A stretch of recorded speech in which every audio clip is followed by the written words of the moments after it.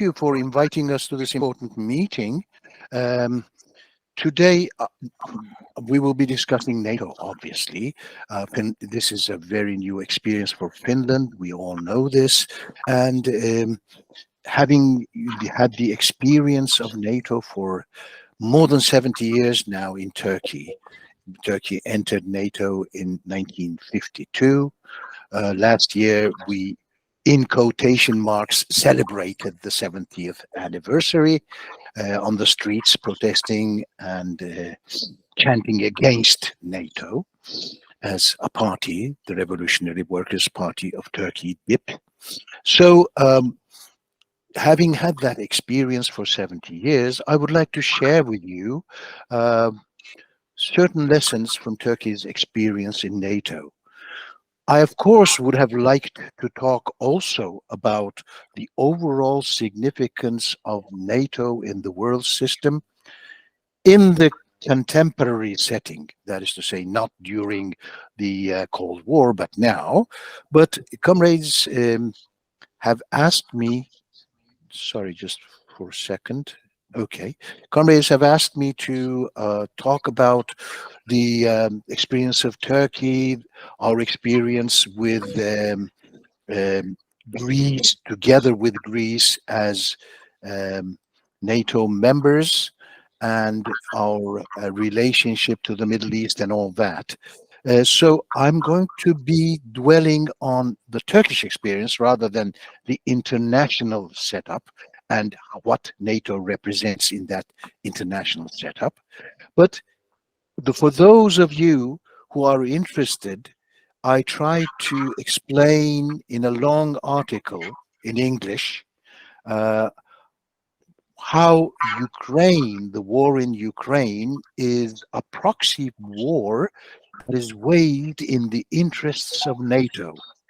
And therefore, and I present all kinds of evidence to show that it is really the Western countries, the NATO countries, that are fighting the Russian army in Ukraine, using the Ukrainian soldiers and civilians as cannon fodder, and trying to bring Russia to its knees by weakening it for the moment, or even changing the regime, etc. So this is a NATO war. This is what this article that I'm showing on the screen now explains. We have this international website, RedMed, where this article can be read, can be inspected. So I will just refer to that and now pass on to our experience in Turkey. Now, what does NATO mean? Well, the first meaning, Turkey really was introduced to the first meaning even before it became a member of NATO. What really Turkey really experienced it firsthand in the Korean War. You may know, some of you may know that this is a long time ago, of course. In 1950, the Korean people rose up after the Second World War, after the Japanese atrocities and invasion and all that, against imperialism, and started a revolution. The United States intervened in this revolution militarily, and Turkey sent troops to Korea, all the way to the other end of Asia, in order to be close to NATO, which was established itself in 1949, and to the United States.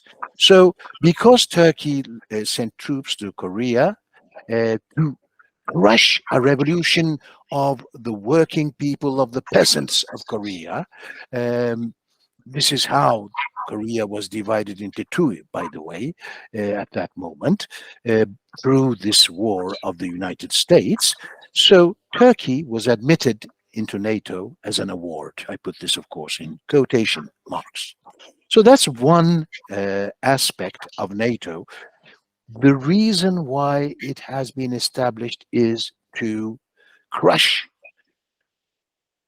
revolutions of national and social liberation, first and foremost. Now, when NATO was established in Turkey, it instituted a new kind of institution within the Turkish state. These are called stay-behind forces. If there is, as you know, as you are one of the northern neighbors of the Soviet Union, you were one of the northern neighbors of the Soviet Union. We are in the southern neighbor of the Soviet Union. So, if the Soviet Union invaded Turkey, this was the scenario, then some forces would remain behind and wage irregular or asymmetric war on behalf of NATO against this invasion. Of course, the word invasion here means if Turkey became communist itself, if it had a revolution, just like Korea, where Turkish troops were sent to crush the revolution. So there was a department that was established in 1952 within the Turkish army called the Special and Auxiliary Combat Forces, which then changed names. These dates are very important. 1970, this change of name corresponds to a reorganization of this department to fight working class forces. We will see that in a moment. And this 1992 is when the war, total war against the Kurdish civilian political movement was planned, and so it was reorganized again under the name of Special Forces Command. We'll see what these stay-behind forces do even before the invasion and the revolution now in a moment. Well, the one example, which is world famous, so I would like to tell you about this if it may happen that you have never heard about it because it's been some time since this has been on the news. The stay behind attitude turned into an act early. This is my creation, this term, act early attitude. So in Italy, all throughout the 1970s, there were what the Italians kept calling the strage, which means, all kinds of sabotage and assassination, bombing, etc., on the streets and in the squares of Italy, etc. Because in 1969, Italy had one of the most working class 1968 activities in the world, which was called the Hot Autumn because it was so important. So this was, fascists always bombing, sabotaging, etc. It turned out after a certain while, when Italy had its cleansing of, the dirty hands, it turned out that it was the Gladio, which was the same kind of organization that I described for a moment ago for Turkey. This was a post-mortem of the situation, and it turned out that it was not only the fascist organizations of Italy, but the NATO structures in Italy that organized this together with them, really in control of it. The same has happened in Turkey. Entering NATO, beware, Finnish friends, the entering of Turkey into NATO immediately brought with it, as I said, in 1952, this organization, which was first called this and that, and then now is called the Special Operations Department, or Forces, Command, brought together with it this whole structure that, really fed the fascist movement and used it against first the working class movement, which was on the rise, and a very strong rise of struggles in Turkey in the 1960s and 70s, and then in the 1990s and afterwards against the Kurdish movement. I'm not talking about the guerrilla war now. When I say the Kurdish movement, I'm talking about the mass movement, the civilians, the civilian parties, etc. Let's see. Look at this. 1960s, 1971, 1970s, 1980, 1980s, of course, as a continuation of that, the 1990s and 2000s. This is the whole period after, and we will see in a moment that even in the 1950s, it was very, very active. In the 1960s, they built fascist militia. It has now been documented that they were working hand in hand with the fascist movement, the very classical fascist movement of Turkey. In 1971, they, together with the Turkish generals, which were generals of a NATO army now, organized a semi-military coup, a military coup which was not exactly taking over, but they appointed a new government, and this massacred and hanged Turkish leftist leaders. In the 1970s, there was a covert civil war in Turkey because the working class movement was so strong, because it made demands on the Turkish capitalist class and made inroads on behalf of the working class. There was a covert civil war of fascist forces organized by this department in the Turkish state, tied to NATO, which assassinated trade union leaders and intellectuals and top journalists, not all of them leftists, some of them simply liberal people. Most of them, the intellectuals and the journalists, they were most of them from the center left, let's call them, because they wanted to, scare people all around the country. And then there was a full-scale war on the left-wing movement. Thousands of people were dead. Every day, something like 10 or 15 people were dying. Skirmishes on the streets, etc., etc. Then this was followed by a military coup in 1980, which was called in the Pentagon, "Our boys have done it." 650,000 people detained, up to 90 days without trial, which of course permits immense torture, and 50 hanged. I'm not going in between to how many people died under torture, how many people were killed on the spot, extrajudicial killings on the streets, etc., etc. In the 1980s, of course, there was a full-scale change of the Turkish constitution, of the Turkish trade union laws, etc., etc. The whole objective of the coup was to intimidate the working class and to reorganize, to bring down the great movement of the working class down. Then the 1990s came. The same tactics was used against the Kurdish mass movement. You see, the Kurdish struggle started in the 1970s, but then a guerrilla war started in 1984, which is a different matter. But this also led to a mass movement from the early 1990s on, with political parties that entered parliament. As you know, there's still the HDP, which has now entered elections under the slate of the Green Left Party because it was threatened with shutting down. So the movement is there.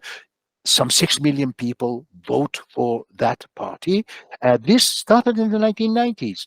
There were Kurdish associations, Kurdish institutes, all kinds of mass movements, and the people were simply shot on the street, abducted and killed, etc., etc. So the same tactics was used. That is why it was reorganized in 1992. Remember, I gave you the dates for that. See? Special Forces Command in 1992. In the 2000s, under Erdogan, things changed a bit because they had more control of the situation, and Erdogan at first played towards the Kurdish movement as if he were going to establish peace through this or that method. But for instance, in the 2000s, Hrant Dink, the most important Armenian intellectual and activist of the of the last half century, was killed by this same organization through, of course, the use of a very young boy who knew nothing about nothing. This department and NATO also fanned the flames of enmity between Turkey and Greece. Cyprus is the best example. I'll just cite two examples. In 1955, in Istanbul and in some other cities of Turkey, on the 6th and 7th of September, there was a pogrom of Greeks. Of course, since the masses don't know really the difference between Greeks and Armenians and Jews, there was a pogrom against all non-Muslims. And years later, the head of the special war department that I'm talking about himself not confessed, but came forth and said it very clearly that it was a special war department operation. At that time, it was attributed to the communists. So, communist intellectuals were rounded up.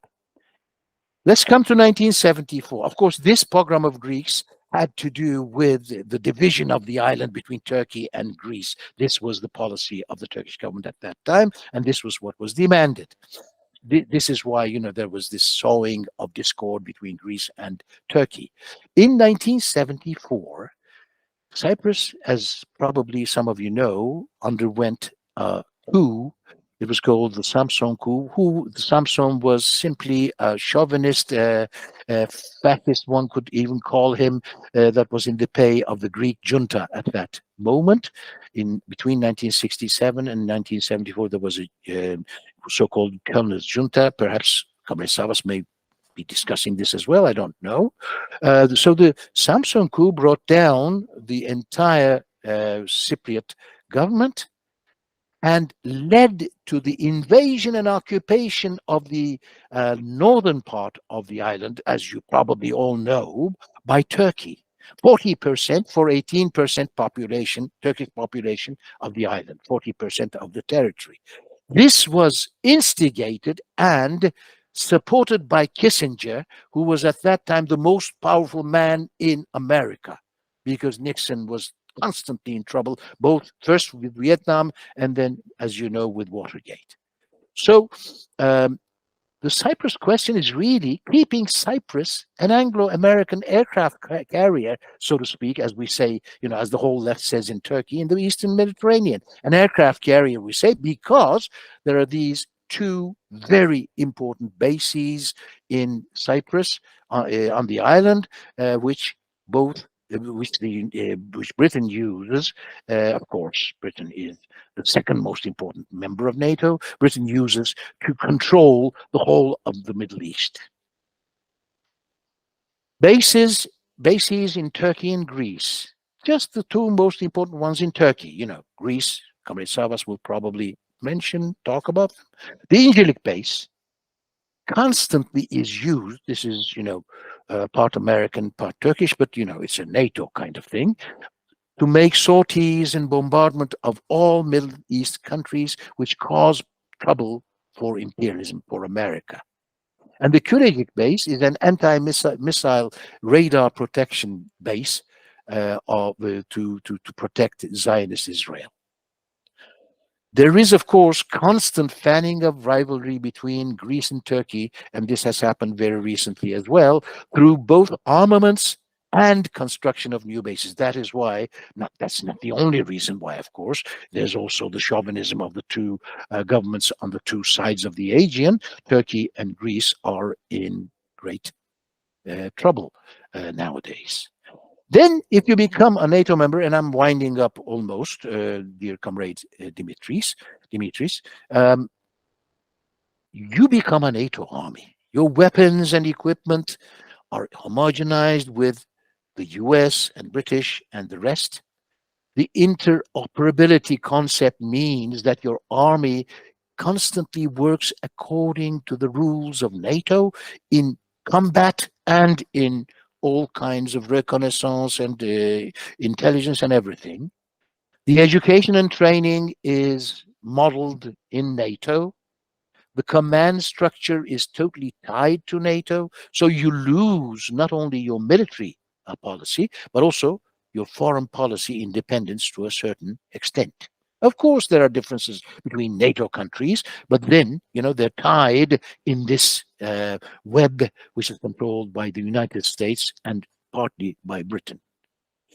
NATO armies in other countries have become extensions of the Anglo-American military power.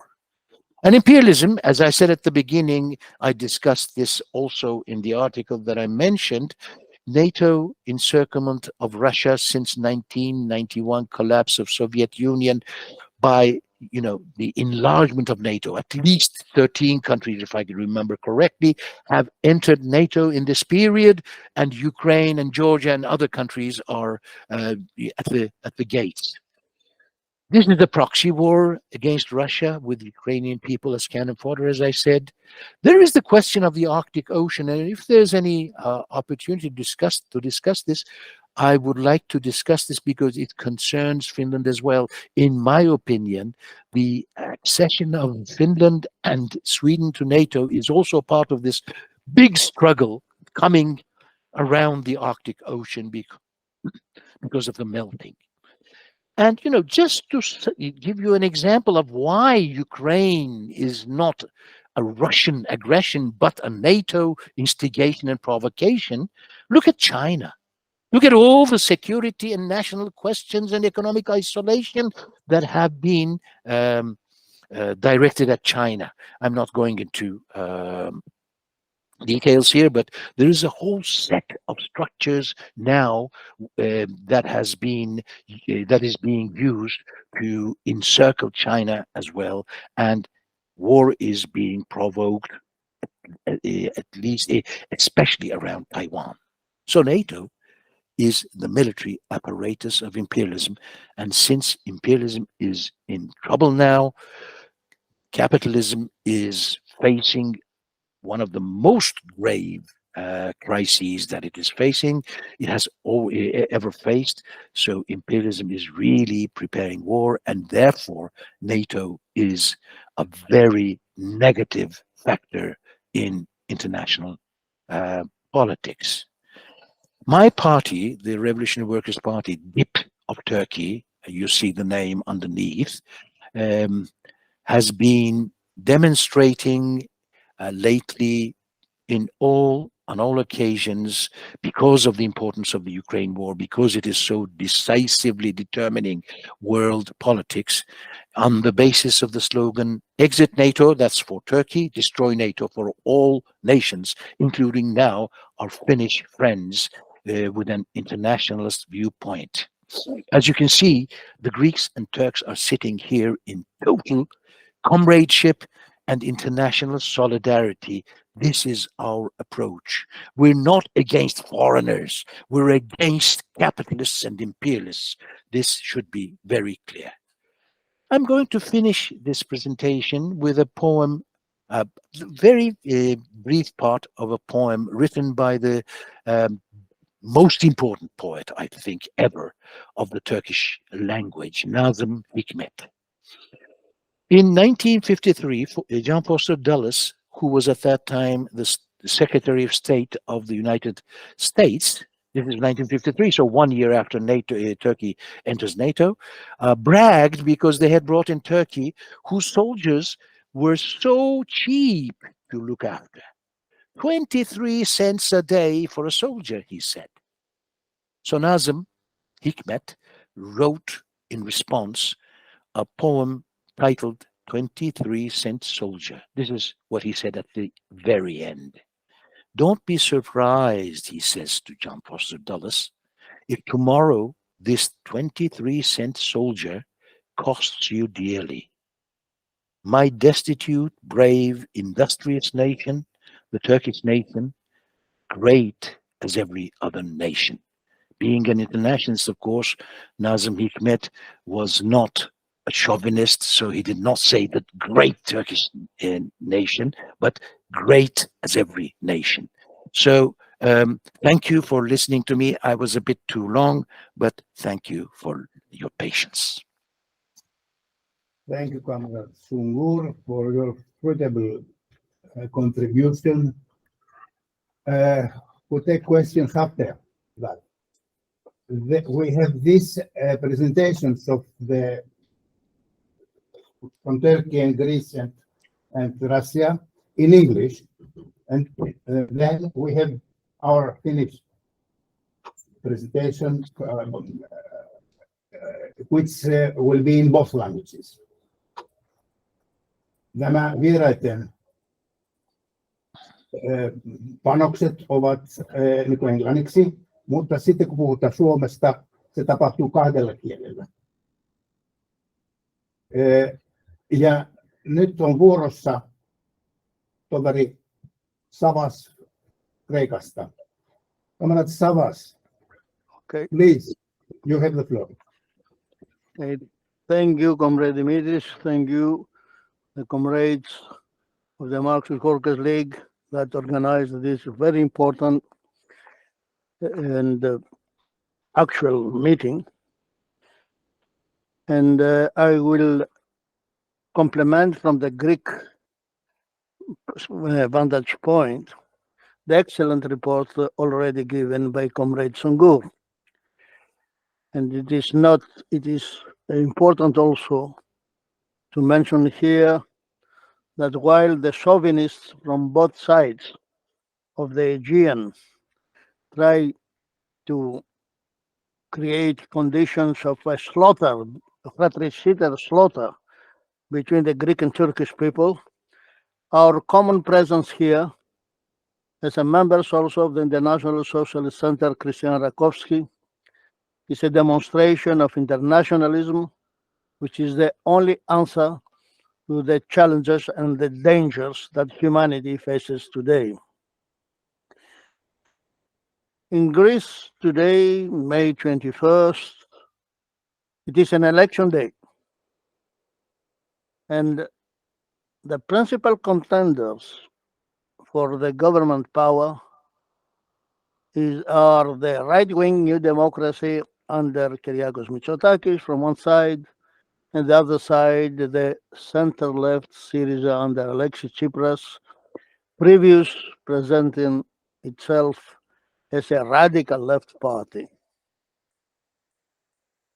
Now, not only their role, programs, and practices are faithfully serving the bankrupt capitalist system of our country, but also adding insult to injury, both remain servile supporters of NATO. Despite all the disasters that NATO accumulated in our country and in the Greek people, including the military dictatorship of 1967-74, as well the tragedy in Cyprus, already both mentioned by Sungur, and I will talk about it later. Unsurprisingly, both parties, right-wing and center-left, New Democracy and Syriza in Greece, they voted for Finland and Sweden to join NATO. And it is not a surprise, of course, that particularly Greece is an integral part of what rightly was described before by Comrade Sungur as the NATO proxy war at the heart of Europe in Ukraine. Greece became a member of the NATO war machine from the founding moment of this alliance, and together with Turkey. But in Greece, joining NATO when it was founded in the beginning of the Cold War also, it was connected, tied of the so-called Truman Doctrine that accompanied the US intervention in the Greek Civil War at the end of the 40s of last century. And the Truman Doctrine, Truman was a US president at the time, following Roosevelt. The Truman Doctrine declared that Greece and Turkey, they are the two vital members of NATO, representing the front line of the anti-communist, no so-called war against the Soviet Union and the pro-Soviet regimes of actually existing socialism in the Balkans and the Eastern Europe. We were part from the beginning, both countries, under bourgeois governments of these countries. We are parts of this scene, which accumulated disasters after disaster. Let's look, first of all, what is NATO. It was and still is the military arm of the US-led international imperialist post-war order, with the task to preserve this order, and at the center of this order, the US world hegemony against not only the USSR and the Warsaw Pact as in the past, but above all against the will and the resistance of the peoples in Europe and internationally, their resistance against the political, economic, and military ordeals, sufferings, disasters imposed to us in the name of the so-called Western democracy, and matter of fact, on the benefit of the preservation of the inhuman imperialist world disorder and of US world hegemony. And particularly when this post-war order and US world hegemony started to manifest all the morbid symptoms of their crisis and historical decline. For this reason, when officially the so-called Cold War ended with the disintegration of the Soviet Union and the collapse of these European regimes in 1989, 1991, NATO was not dissolved, despite all the reassurances given by the American leaders to the Gorbachev and company. And despite the fact that Warsaw Pact did not exist anymore, the NATO not only continued its existence, but also it expanded its international role. It had to complete the disaster of 1991 by fragmenting and colonizing all the former Soviet space, Eastern Europe, Balkans, as well, and later, in a later stage, China itself. For this reason, if we take the documentary history itself, from February 1992, Soviet Union officially collapsed at the end of 91, in December 91. So in February 1992, the US Pentagon issued a strategic document supporting the need for to create conditions that never again the Soviet Union could be regenerated against any danger that again the Soviet communist danger threatens the so-called Western democracies and the United States of America. For this reason, from that moment, they took measures to expand eastward. And this eastward expansion of NATO was not just a peaceful diplomatic process, but a very brutal process from the beginning.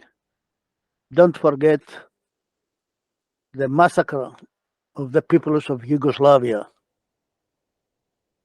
This was the starting point of the process which today leads to this massacre in the heart of Europe, the proxy war in Ukraine. It started from Belgrade to go to Moscow, as at that time, rightly, my party, had stressed. And at that time, we know from first contact with this new reality, that this war and this eastward expansion of NATO did not affect just the lives of the people living in the former Yugoslavia, but all of us.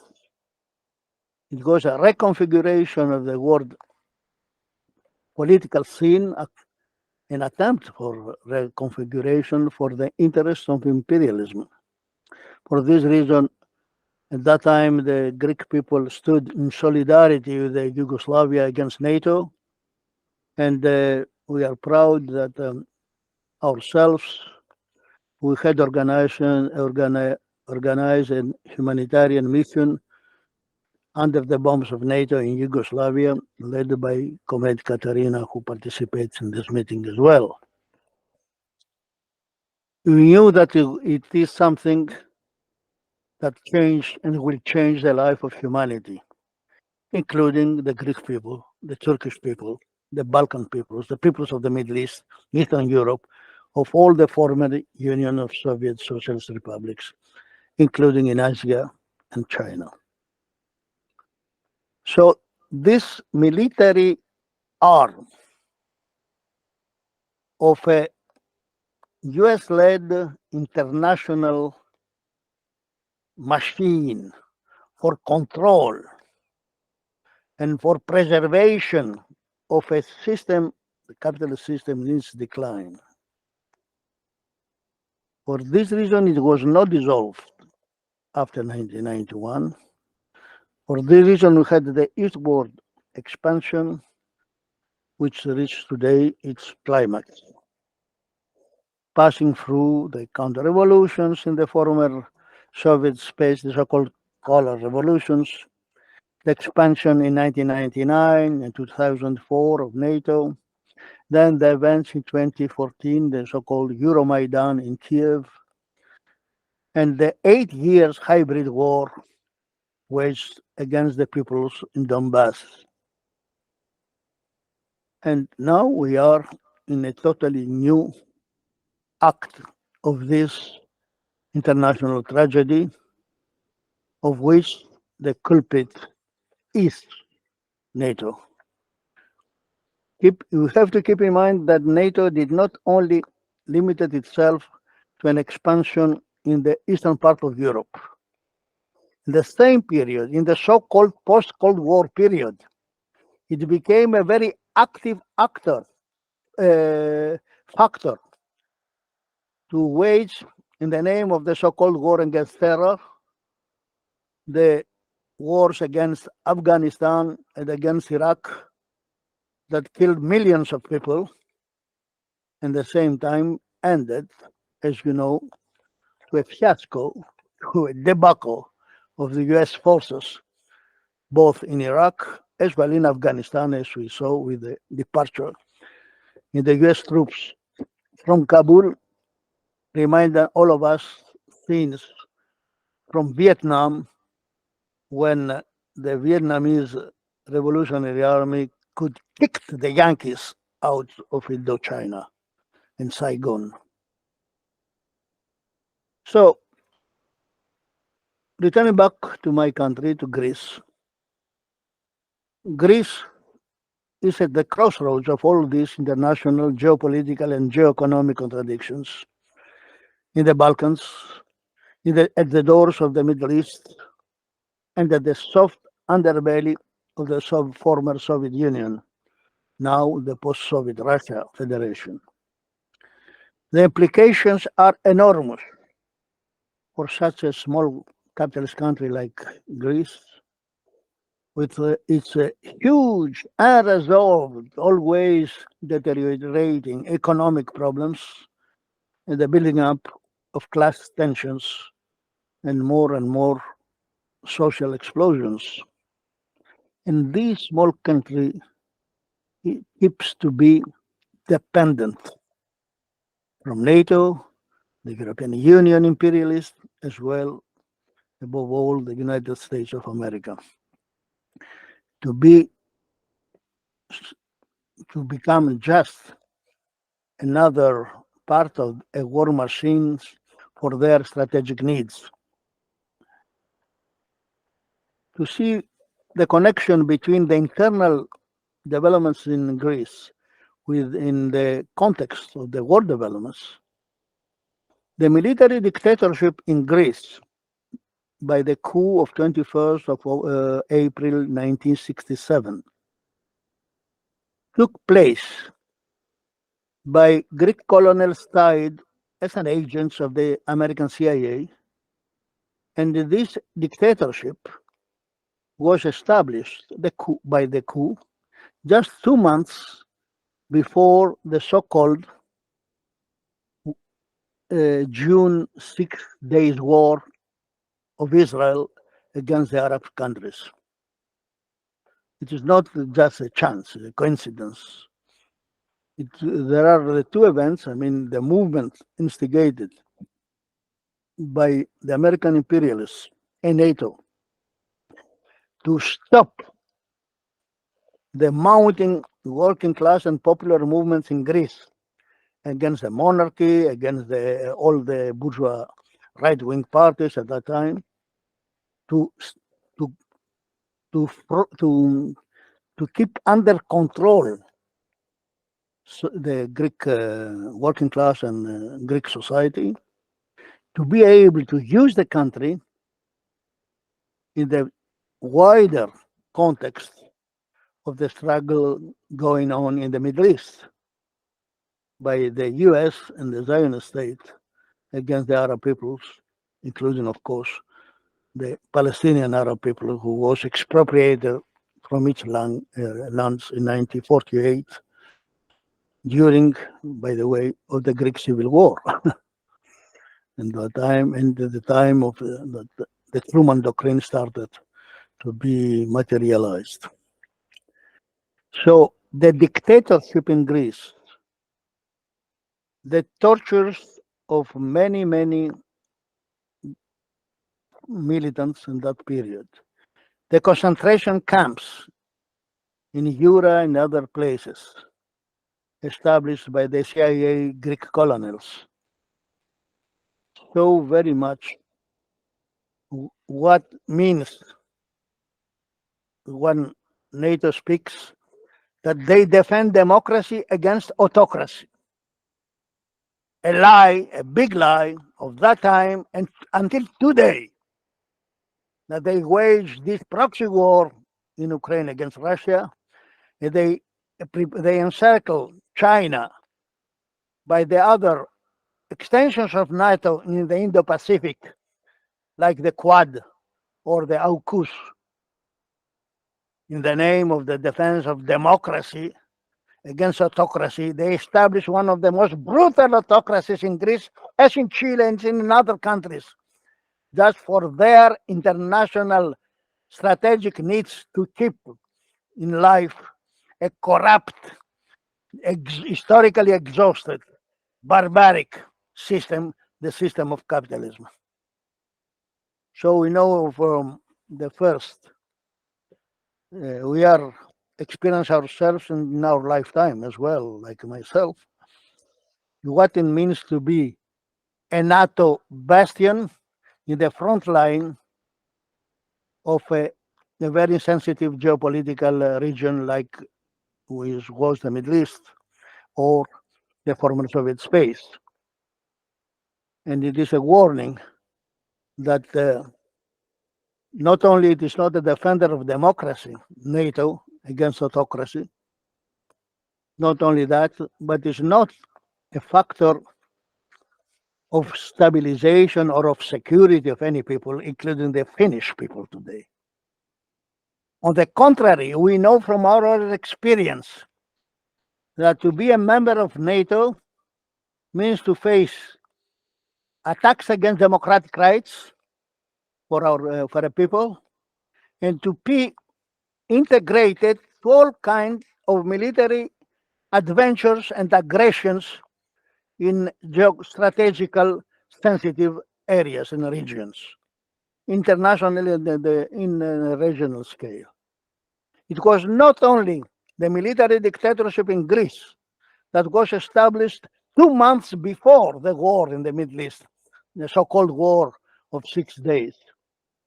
But as well, there was an upheaval in Greece. In November 1973, connected with the so-called Yom Kippur, October 1973 war in the Middle East, again by Israel against the Arab countries. But this time, it was not just a repetition of the 1967 war, not only because of the military difficulties that the Israeli Zionist army had faced in their campaign, but as well by the resistance of the Arab peoples in general, including by the implementation of the Arab oil embargo, which intensified immensely the world capitalist crisis that followed the collapse of the Bretton Woods systems in 1971. So, and inaugurated in a period of depression, which hit very much Europe and all over the world capitalist economy. And Greece was one of the weakest link of this whole scene. And in November 1973, we had the huge revolt in the Polytechnic University in Athens, where hundreds of young people were killed by the tanks of NATO and the Greek army at the service of NATO. And of course, the destabilization of the whole situation led to a coup within the coup, where the former collaborator of the dictator Papadopoulos, the other dictator Ioannidis, took in charge the military dictatorship and he was one of the most servile tools of NATO and of the American imperialism, and particularly of the Henry Kissinger diplomatic games for the next tragedy that followed. I mean, the coup already mentioned by Sungur, the coup by the Greek junta, and Samson was just there too, a fascist in Cyprus, well known for his crimes against the Turkish minority community there. So Samson, because that's a tool of the Greek junta in Athens, following the orders of Henry Kissinger of the US Pentagon, because against Makarios, which was the Archbishop who was a Nasserite kind of leader of the Cyprus island and connected the non-aligned movement, etc., etc. They called him a communist. He was not at all. He was right wing, the bishop.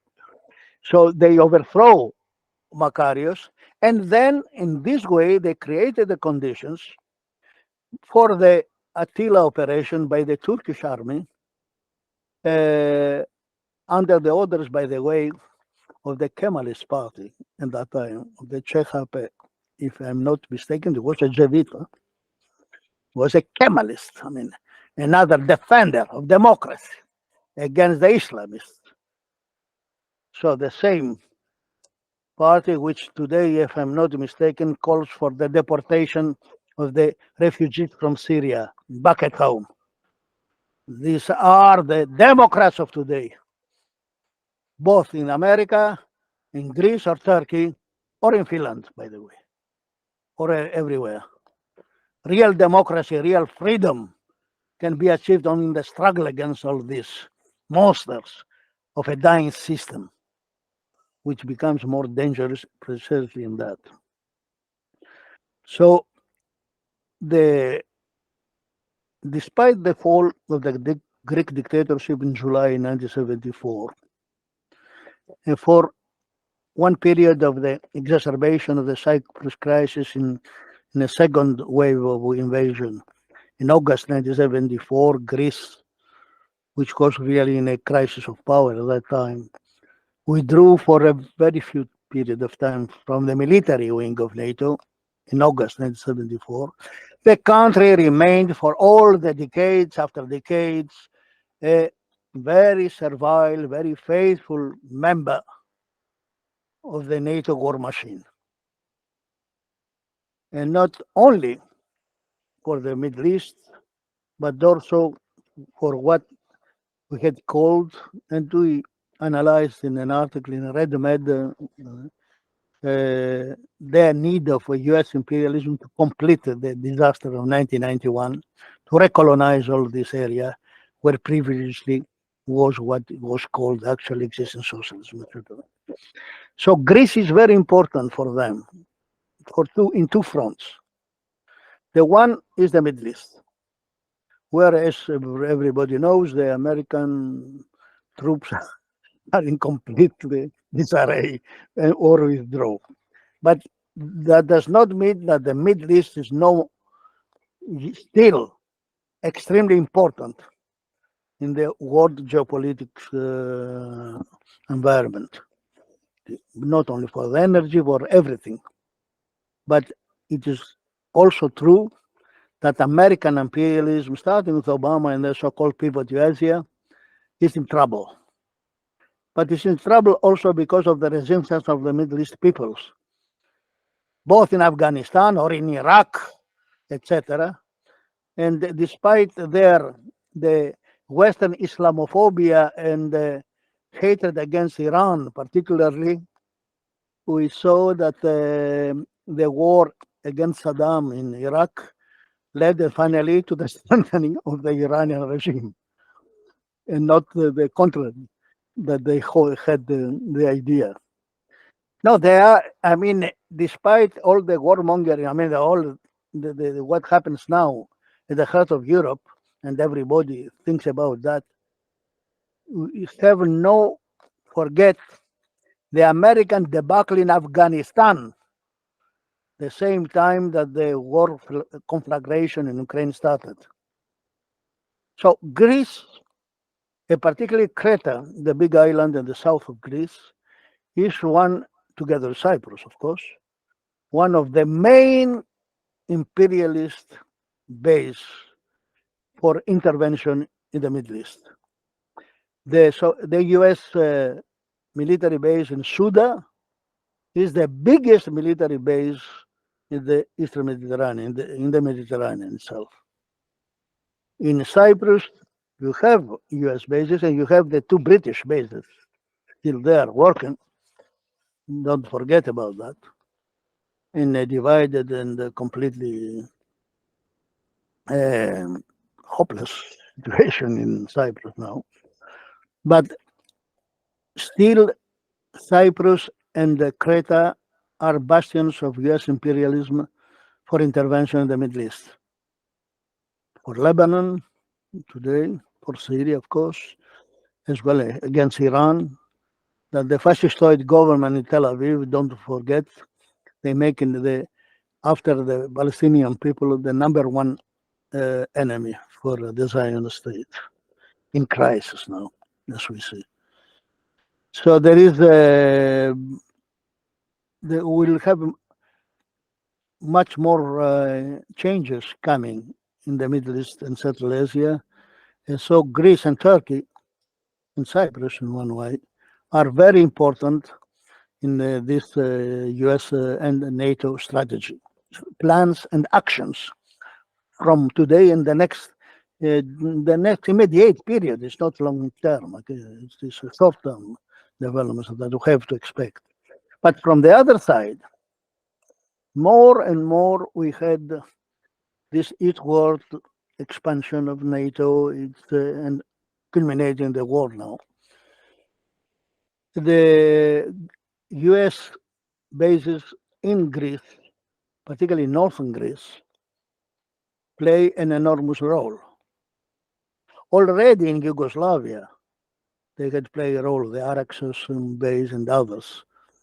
And today they play also a role for developments that are taking place in Western Balkans, where not only the European Union, but particularly the United States and NATO use Kosovo as a base to complete what remains from the ruins of former Yugoslavia, and to subjugate all the Balkans. Because the Balkans many decades after the end of the war in former Yugoslavia, is in turmoil. It's in a region in a social turmoil that the mass media don't say anything. Our socialist center, Christian Rakowski, was founded during the war in Yugoslavia. And it was a very important new development for us that our contacts and the relations with comrades and forces in the Balkan countries are renewed in that period, because Balkans is not the cemetery that NATO thought that had established after 1999. On the contrary, it's in turmoil. Just one example, permit me to say, that when the European Union, Brussels, in the service of NATO orders, gave the order to Poland, Slovakia, Hungary, Romania, and Bulgaria to import the Ukrainian cereals and to bypass the Black Sea road in this way to the world market. That meant a destruction of the agrarian economies in all these countries that they named before. And even Poland, whose government is the most anti-communist, Russophobic, pro-NATO, etc., they were very much involved in the conflagration in Ukraine. They put a ban to these imports. And even in one country after another of this in this region, in our region, is the Balkan region, the peasants and other strata revolted. And they recognized that the collapse of the so-called actually existing socialism did not bring an actually existing democracy or a booming economy. On the contrary, Romanian comrades told me that in Iasio, which, by the way, it was the first Greek revolution against the Ottoman Empire by Alexandros Epsilandis. So in Iasio, NATO made this period, last month, military exercises, destroying even the life of the peasants living there in this area. Where the poor, these farmers went to ask why they were pushed back from their lands they wanted to cultivate, they found American soldiers telling them this is NATO territory. So they understood very well that to call the Eastern Europe and the Balkans a colonized area by the West is not more a metaphor. This, unfortunately, a dear reality. And the struggle against imperialism, it is as well a part of, takes the form of a struggle. It will take more and more the struggle against this new, bizarre colonial chains imposed to these people. And so we have to have this bigger, wider picture to understand where we are. So Greece now, together with Bulgaria and Romania, became the main path to transfer arms of NATO and the US to the Ukrainian forces, even including the Azov brigade of Nazis.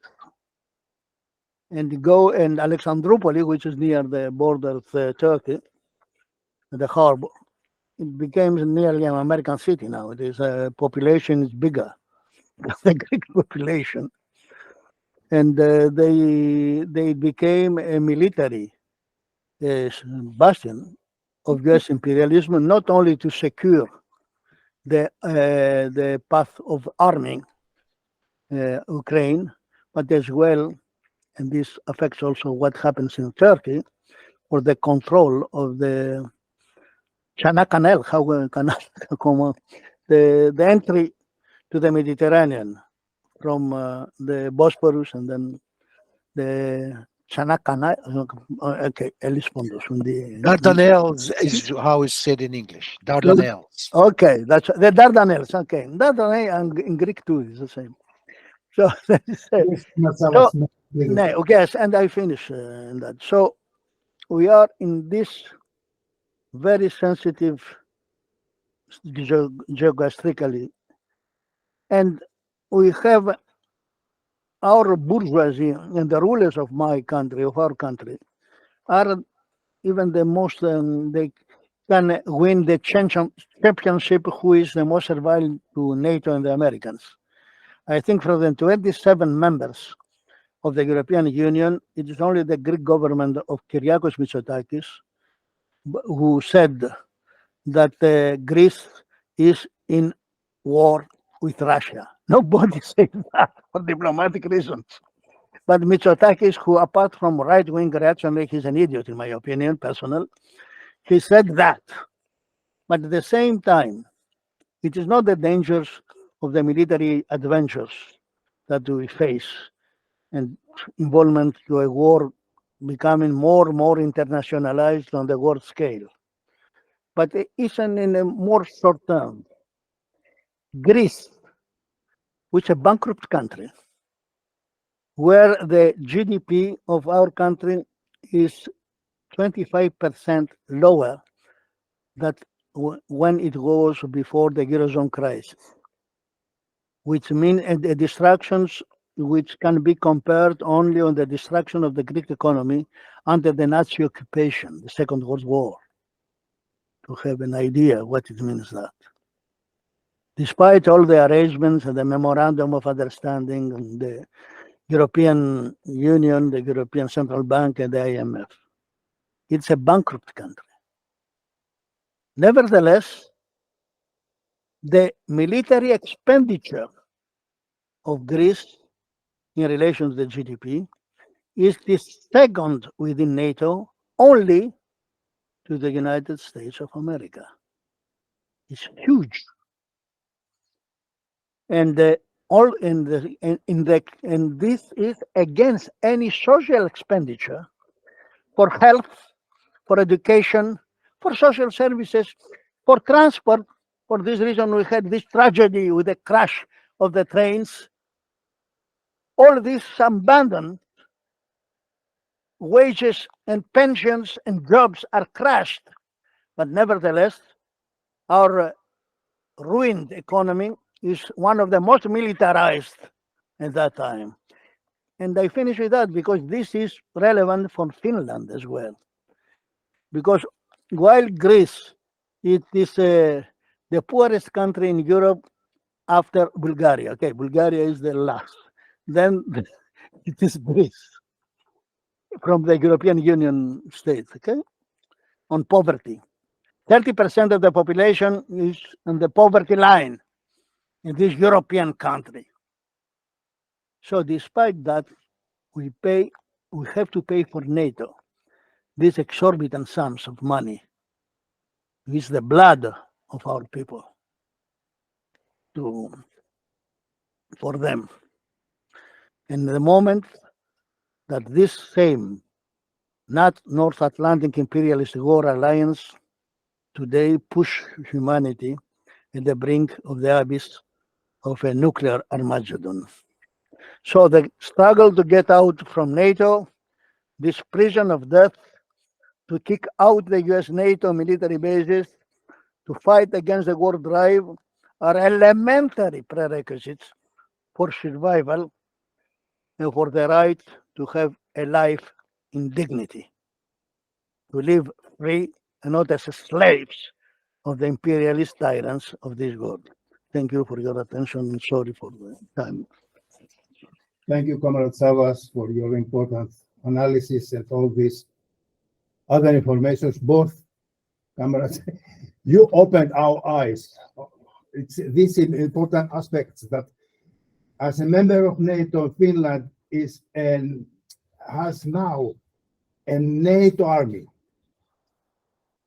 and also about the basis, about all the coups, all the dictatorships, the military dictatorships, not only in the Eastern Mediterranean and Middle East, but all around the world. It is very, very, very useful information for us. Now we would like to ask Comrade Mikhail, who represent Russia and who with we share 1,345 kilometers. It is the longest border, longer than Ukraine. From the southeastern part of Finland in Leningrad is under 200 kilometers. So, please, Comrade Mikhail. Thank you. I would like about some facts and arguments in Russian media. The starting point of the attitude of the left in Russia to Finland's accession to NATO is the historical fact that in 20th century NATO was a military opponent of the Soviet Union and the Warsaw Pact, and was its class enemy.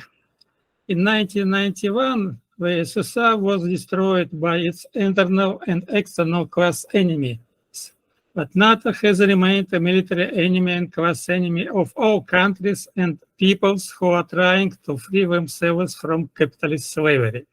In particular, NATO is a class enemy of peoples of Russia and Finland. The reasons and consequences of Finland's accession to NATO have been discussed in a number of publications in Russian mass media. The main facts and conclusions that the Russian left agrees with, because NATO is still the class enemy of working people of all countries, are as follows. First of all, some benefits of Finland's neutrality. During the Cold War, Finland's neutrality contributed to the development of a market economy and a reliable social protection system in Finland, allowed profitable trade with Soviet Union and other socialist countries. Finland actually became a member of the Council for Mutual Economic Assistance.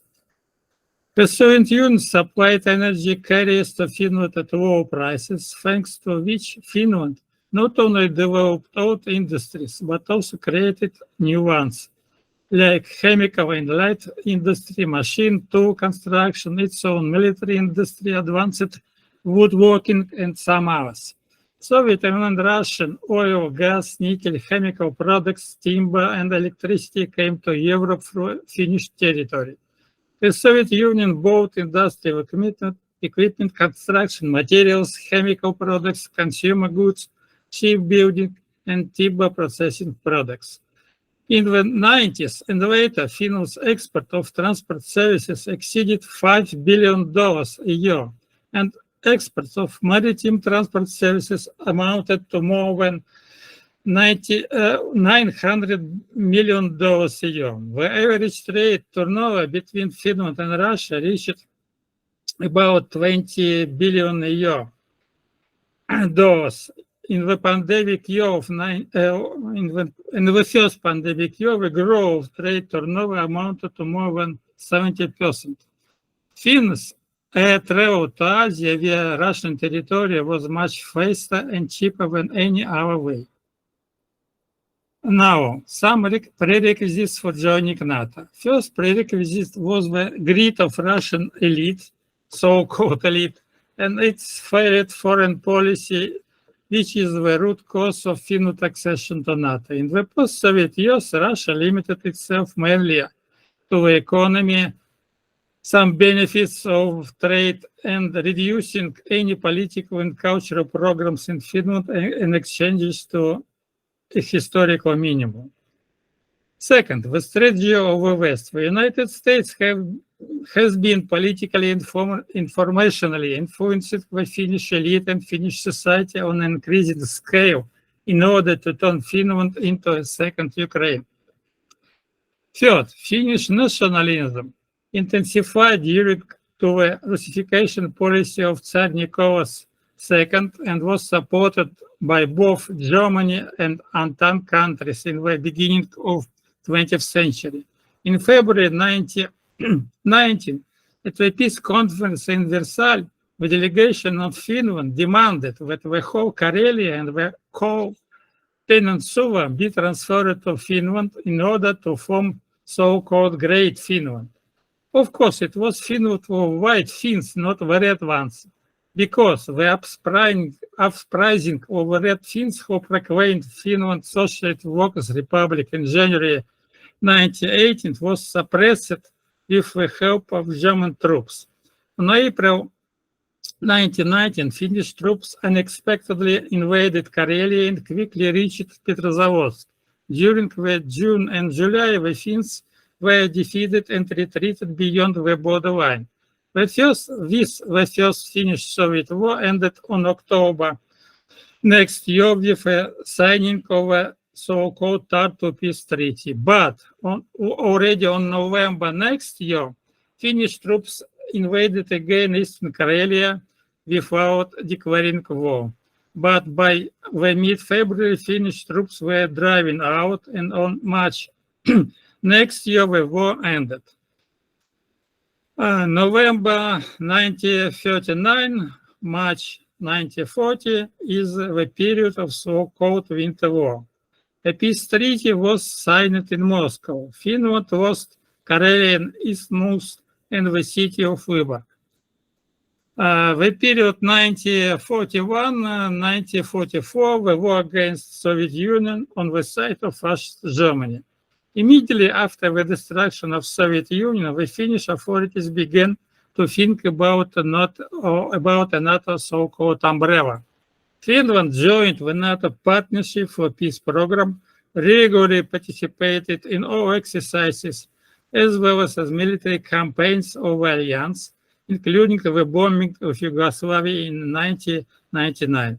The trigger of a sharp increase in anti-Russian sentiment in Finland was played, of course, by the beginning of Russia's so-called special military operation in Ukraine. Just after this, anti-Russian forces in Finland drew a direct parallel with the Winter War. Now, consequences of Finland's accession to NATO. First is the military aspect. Military spending, 2% of the country's GDP as a member of NATO, plus additional infrastructure and other costs. In particular, Finland has already transferred military equipment worth about 910 million euros to the armed forces of Ukraine and may be involved in the war in Ukraine directly.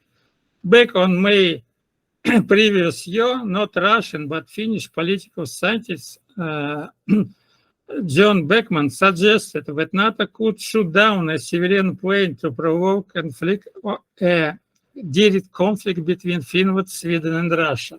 Now, there is a high probability that the territory of Finland will become a base of Ukrainian terrorists.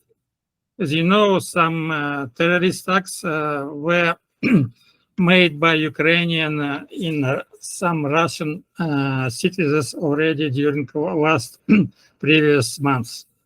From now, Finland must obey the policy of NATO, resist Russia and China, participate in wars around the world, and then bury its citizens. In particular, Finland was accepted in NATO in order, as Estonia, Latvia, and Lithuania have already stated, to close Russia's access to the Baltic Sea completely, which will become, in this case, a NATO lake, so-called NATO lake, when Finland will be the main participant in the new blockade of Leningrad, now St. Petersburg. American military bases and lethal weapons, including nuclear bombs, short and medium-range missiles with nuclear stuffing, will be deployed on the territory of Finland. Accordingly, Finland has become the object of a retaliatory military strike, including a nuclear one in the event of a direct conflict between the so-called United West and the so-called Russian-Chinese bloc. The possible result of this conflict will be the destruction of country totally in the name of foreign and not Finnish strategic interest. The Russian Ministry of Foreign Affairs officially stated on April 4 this year, as we have repeatedly warned, the Russian Federation will be forced to take retaliatory measures of both military, technical, and our nature in order to stop threats to our national security arising from Finland's accession to NATO. Now about economic aspect, which is perhaps the most important after the military one. Finland has stopped buying oil, gas, wood, as well as coal and electricity from Russia. Replacement from the United States, South Africa, and Australia are much more expensive due to logistics. Finnish timber processing, the transport sector, and tourism have already suffered the most.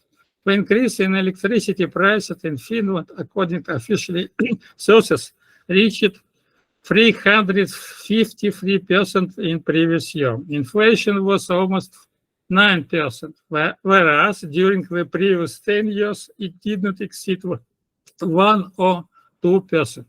Finland is losing already 1.5 million euros a month due to the closure of Russian airspace. In previous year, Finnish Fennovoima laterally terminated the contract for the construction of a Hanhikivi, sorry if I pronounce badly, one nuclear power plant in Finland. Rosatom demanded compensation for the value of its share and early repayment of a loan for about 920 million euros, and its entire claim for about 3 billion euros.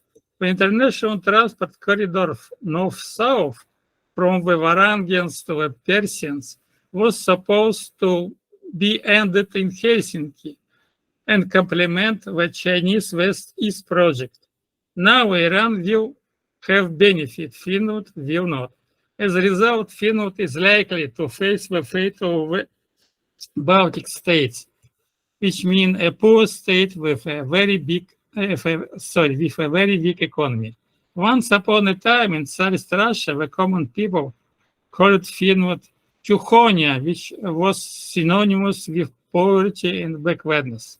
Therefore, the title of one of the articles in Russian mass media on April 16 is very symbolic.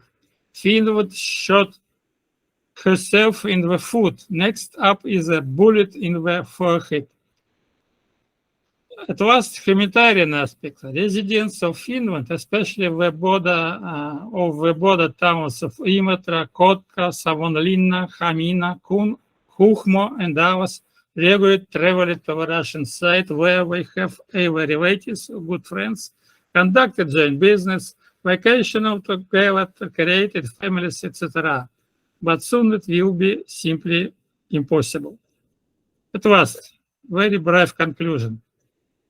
Most likely it will be possible to fill in the gap that has arisen between Finland and Russia only in one case, in the case of the origin of new Soviet Union from Lisbon to Vladivostok and from Helsinki to Athens, Istanbul, and Tehran. Thank you very much. Thank you, comrade. And thank you for very, very useful contribution. And we must continue these discussions on that same issues because we need common statements. We need also between these two organizations, our two organizations, and also in the context of Rakovsky. Now, I ask people here and there in the internet, if you have questions to those three comrades, onko teillä kysyttävää näille kolmelle toverille?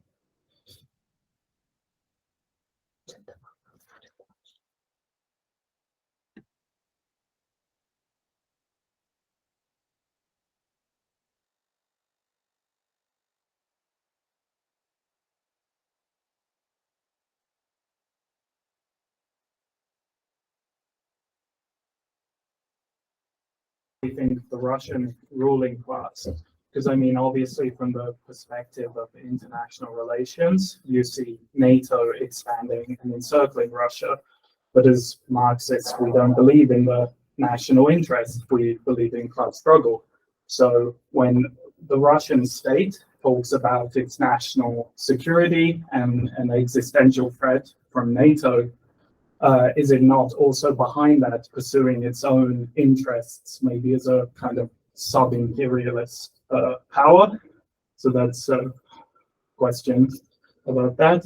Number two is maybe just a point, like, I mean, it was kind of shocking to me just how much Europe faded into the background compared to the United States after the war in Ukraine started.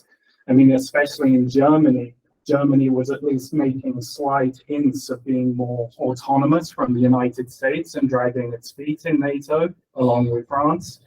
And that's kind of faded. And also the European Commission has just kind of faded into NATO. It's become kind of like a auxiliary to NATO. So, I mean, that's maybe just a point. Point three, we haven't mentioned China yet. Like, NATO is about Europe, but it's also a global institution imposing imperialism, right?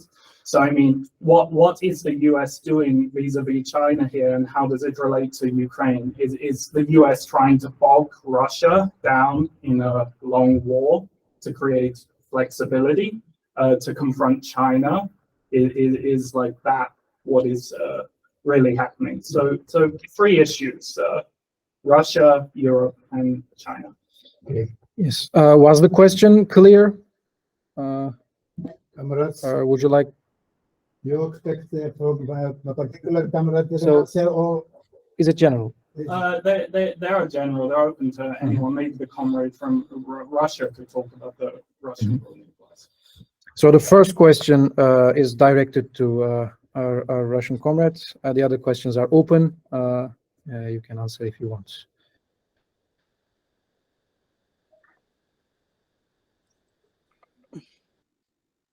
Could you briefly repeat this first question? Yeah. Yes. Yeah, Because how do I'm we- closer how do to we my. understand the Russian ruling class role in all this? Is it just being like piled on by NATO, or is it pursuing its own kind of imperialist interests underneath all the discourse about being threatened by NATO, like in Ukraine, in Uzbekistan, and places like that, other places that Russia has also historically oppressed in some ways? So the question is the Russian internal interest, what role do they play? Can we talk about Russian imperialism? Does it have any impact in the conflict in Ukraine? Or should we only read this situation from the perspective of NATO encirclement and such? So that's the question. Perhaps you know that so-called special military operation in Ukraine now, how to say, almost in not in very in the best modus from the point of view of Russian elite, because the front is at the same as almost as years ago.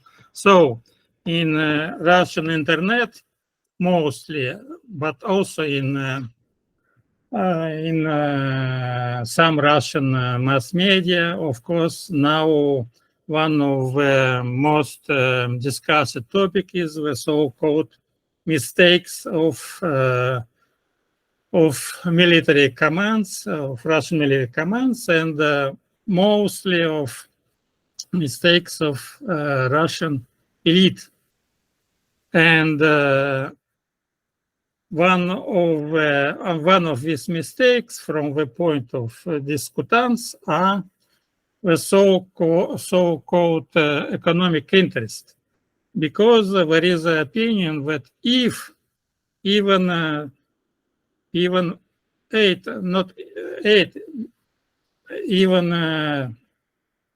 10 or more years ago, Russia could, how to say, to stop the development of Ukraine in this fascist in this fashion trend, if Russian elite when would make some decisive steps, not only in diplomatic field, but also in economic and cultural fields too. But Russian elite was when 10 and more years ago was mostly interested in some economic profit. And officially some Russian representatives of Ukraine as a former representative for Ministry of Foreign Affairs in Ukraine sent to Moscow very positive statements with okay, all okay in Russia, all under our controls, etc. So this means that the main responsibility for the development of this Ukraine crisis is the responsibility of Russian elite. It's profit benefits, its interests. Second one, mistake, so-called mistake, which also discussed directly, as I said, in internet and in some Russian already openly in some Russian mass media, for example, in Radio Vesti FM. This is the opinion that if Russian elite 8 years ago, when was the coup d'état in Kiev,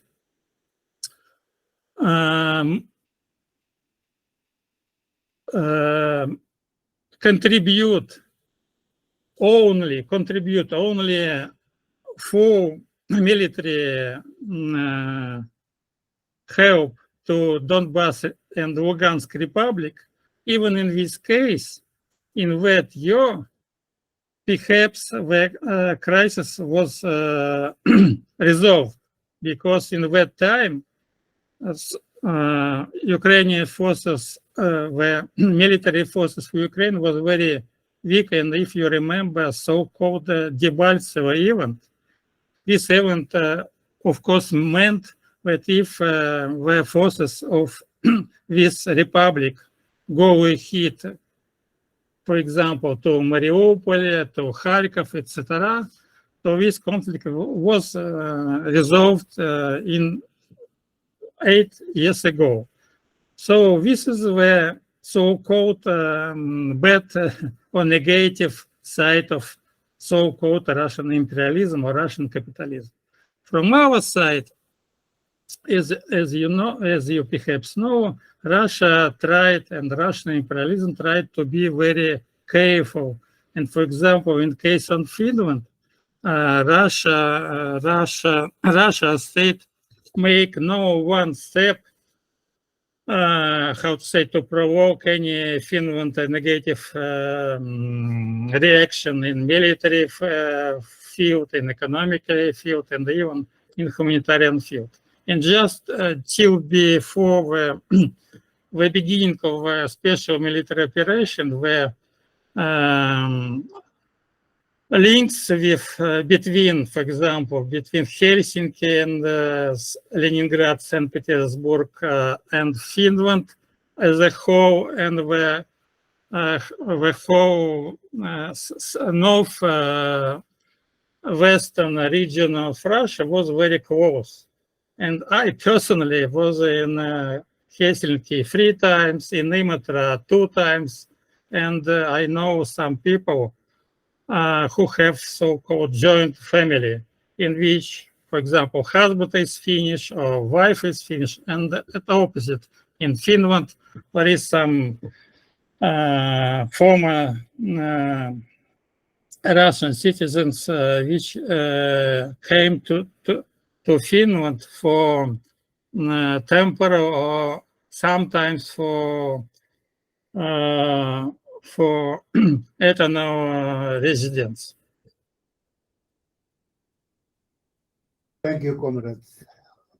two gurus of us want to say something. Please make your answers little short, because we must end this part of the event before 12 o'clock. Because after that we have to have the presentation of Amtel, which is on about 1 hour. So, do you want to go first, Savas, or shall I go first? Whichever. Okay, let me start, and then Savas will speak last. I would like to give very short answers because we have to end at 12 o'clock, and of course all this, including the discussion of the debate about whether Russia is an imperialist country, or the whole debate about what is happening around China, and what's the new policy of the United States and the European Union regarding China. All this, of course, requires very detailed and very attentive kind of examination, which we are, in our Rakovsky literature, trying to do. For instance, the question of whether Russia is an imperialist country has been taken up by one of our comrades in Turkey, Levent Dölek, and one comrade in Greece, in, I think, very effective and well-studied papers. So these could be inspected in their respective publications. Now, I would like to say only a few words about the first and the second questions, and talk about the third, but in a more general manner.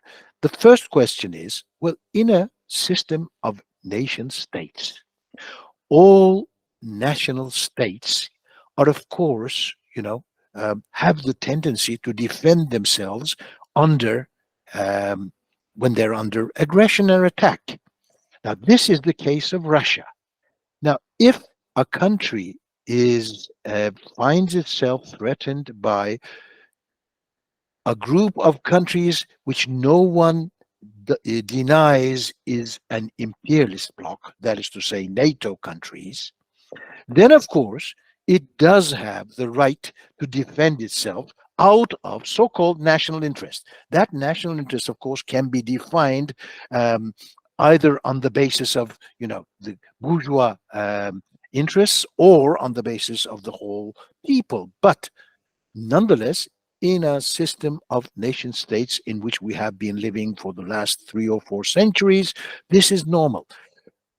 Marxists have always, and I think very correctly, from Marx and Engels on, all the way Lenin, Trotsky, Luxemburg, they have all taken the position that if an imperialist country and a non-imperialist country, I'm not going to go into the details because that would take us too far, a non-imperialist country clash, it is the non-imperialist country that has to be defended, and it is for the defeat of the imperialists that one should fight for. So the question really boils down to whether Russia is imperialist or not. And in the case of China, whether China is imperialist or not.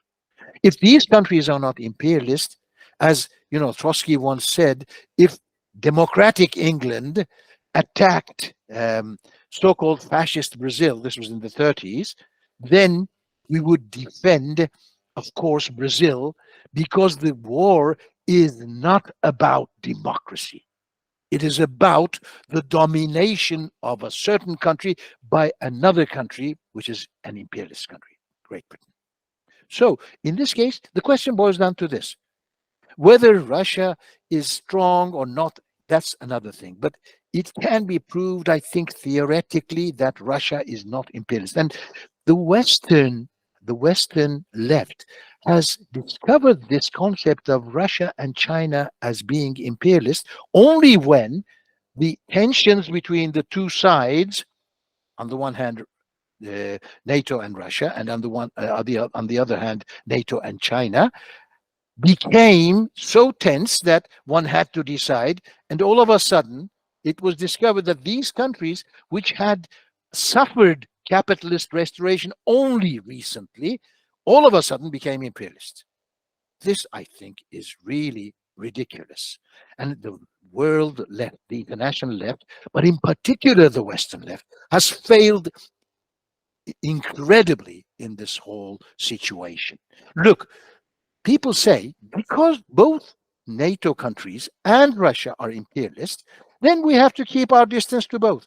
But this is not the politics of Marxism. If you are a citizen or a group or a party within an imperialist country, and if your country starts to fight, then you fight for turning this war into civil war. You don't keep aloof and look at it from a distance. So American and European Marxists are in fact betraying their duties, even if Russia is imperialist. They should be fighting against their own imperialism, even if Russia is imperialist. Look at what Liebknecht did in Germany. Look at what Lenin did in Russia during the First World War. So that's the point I'm going to make about this. It was too long.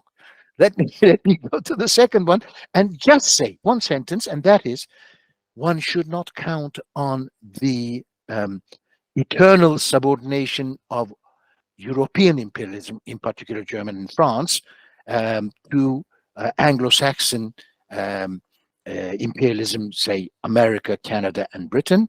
There could be, in the near future even, some contradictions that may arise. So one should watch very carefully what's happening and hold the pulse of the international tensions, so to understand what is going to happen in the future. The fact that the European Union has been totally infeodated to NATO, which the speaker, the person who asked the question, rightly observed, is true and should be attacked ferociously. Von der Leyen is one of the most reactionary politicians in the world today. What she said about about Israel and Palestine only a few days ago, because of Nakba, the expropriation of the Palestinians 75 years ago. We are on the 75th anniversary of that. Is shameful. You know, blooming in the desert as if no one lived there, as if Israel occupied a land without a people and made it, a territory, a land for a new people. Anyway, so leave that aside. Third point is this, with respect to China. I think, I can't go into all the details of China. We did mention, both Savas and myself, China. We both mentioned this, but we didn't have time, of course, to go into it. What I'm going to draw the attention of our participants here is the new concept adopted by NATO at the Madrid summit at the end of June 2022.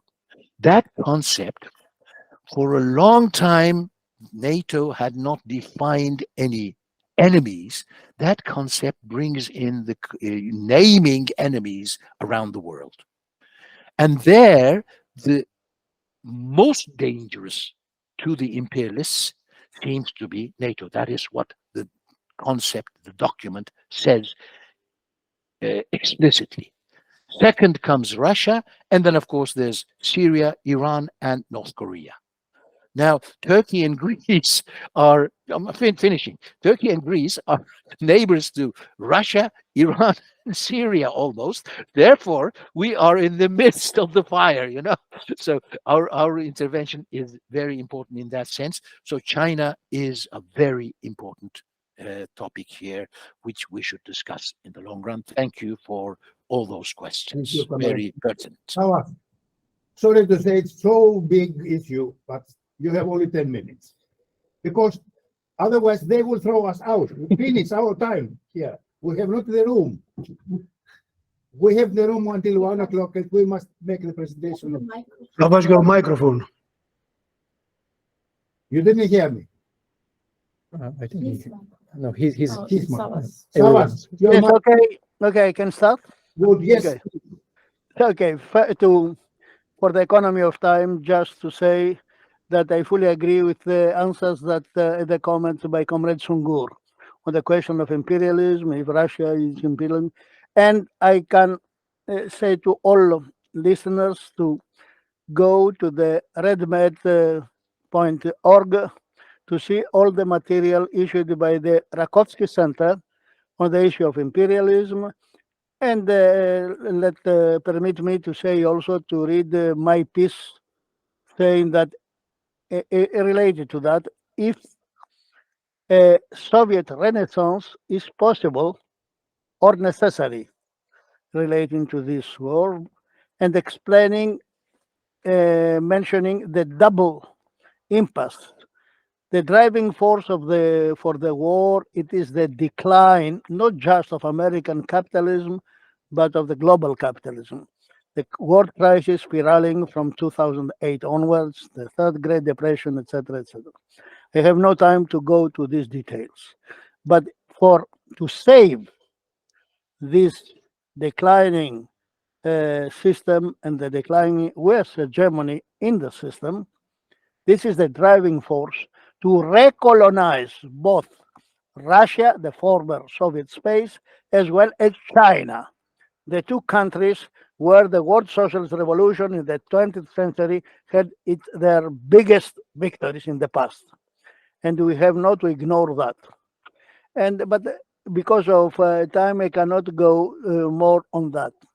We have a double impasse, the impasse in the West, and I think there are the problems of capitalist restoration also in the East. And we have to go to more detail, a concrete analysis for recent changes. And particularly, I want also to repeat and insist on what Comrade Sungur just said, that the position of the Western left, or so-called left, including the so-called radical left, in relation to this war, is similar to the position that in 1914 the Social Democrats took in defending their own imperialism in this massacre of the First World War. Even worse, I can say, today, because you have all the experience and the lessons of a century behind us. And they just they are the worst apologists of NATO. And for this reason, they hate us, because we don't take equal distance between the butcher and its victim. This is the question here. So I have no time to go more, and just allow me, just one point, because I have no time, for Finland and for our Finnish comrades. What I can suggest on the basis of our experience in Greece, as well the international experience, including the experience of our brothers and sisters in Turkey and in other countries. Look, Finland, take back all the history of Finland. You have pages of this history of terrible suffering by being a vassal state, but you have also a proud history of the Finnish working class in revolt and revolution. And I have full respect for the revolutionary traditions of the Finnish working class. And you have even a minority vanguard has to base itself. What are the main things? It is not only the fact that Finland loses its neutrality, it becomes an integral part of a war machine, of all the problems of a war, of all the dangers of the war, or the destabilizing both of the security of the country, as well as the destabilizing of the internal relations, social relations inside the country. Until now, if Greece was the most poorest country in relation to income in the European Union, apart from Bulgaria, Finland had one of the best income in Europe. This forget it now, because you know very well that to you new right-wing government, in which is supported even by fascists, the international financial capital already demands to the Finnish government to impose to the Finnish people cuts to social expenditures. The famous and really respectable welfare state of Finland, and I can add also Sweden, but Finland particularly, will be the victim of this membership of the NATO. Your social expenditures will be cut, and military expenditures will be astronomically go to the skies. And who will pay this price? The Finnish working class, the poorest section of the country, the most vulnerable sections of the country.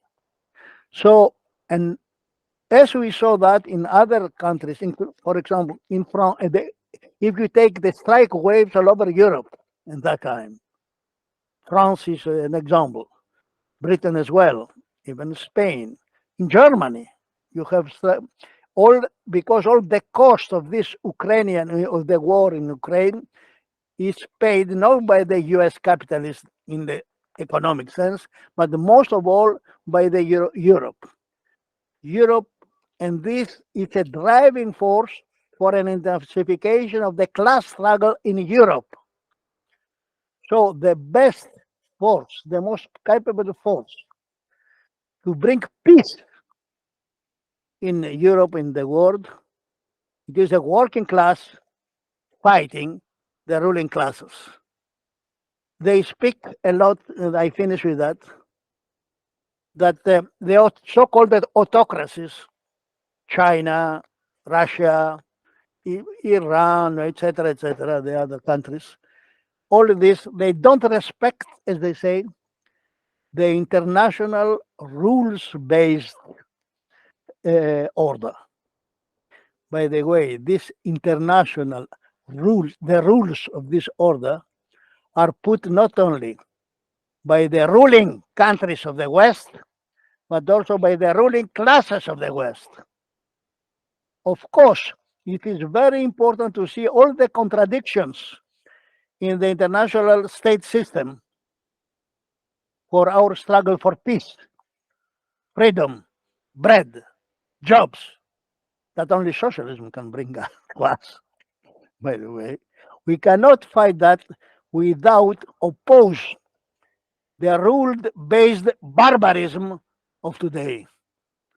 And we cannot really go to re-establish a common prosperity for the peoples, to use the Chinese expression, without overthrowing the ruling classes of the West, particularly. This is we only by the best ally of the people suffering from this war, including the peoples in the Middle East, the peoples in Ukraine, in Russia, etc., in other countries. The best ally of them is the working class in France, in Europe, including the United States, against the American, British, Greek, French, German, Turkish ruling classes. Our future is socialism, either socialism or war and annihilation. There is no other way around. So, forward for a revolutionary change of society, for a world socialism, for the completion on the world scale of the socialist project. Without bureaucrats, without capitalists, without oligarchs, and for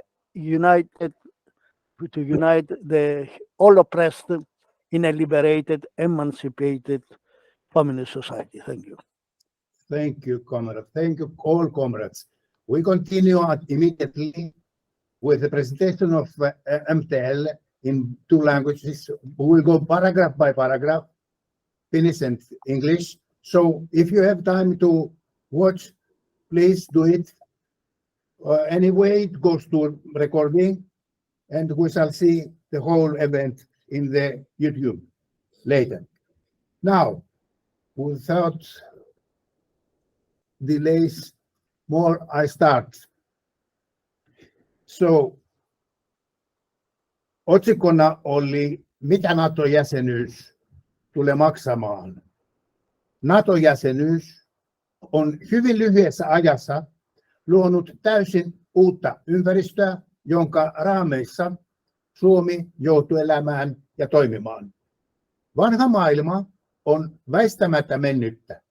Jo vuodesta 2008 vallassa olleet systeemin keskipakovoimat toimivat itsenäisesti ja useimmiten tuhoisasti. Tähän asti vahvimman talouden tila on viitavaille vararikko. Sietämätön velkaantuminen lasketaan tuhansiin kymmeniin miljardeihin. Ennen näkemättömän laman ja hillittömän inflaation uhka roikkuu kuin Damokleen miekka koko yhteiskunnan pään yläpuolella. Kapitalistit luovat uusia liitolaisuussuhteita, ryhmittäytyvät juoksuhautoihin ja etsivät omien pääomien pelastusta sodan kautta. What will NATO membership cost? Membership in NATO has already resulted in a completely new geopolitical and economical environment for Finland. The old world is gone. The crisis in 2008 unleashed powerful forces with independent and destructive agendas. At this point, the strongest economy is in debt 5 times its GDP and is on the doorsteps of bankruptcy.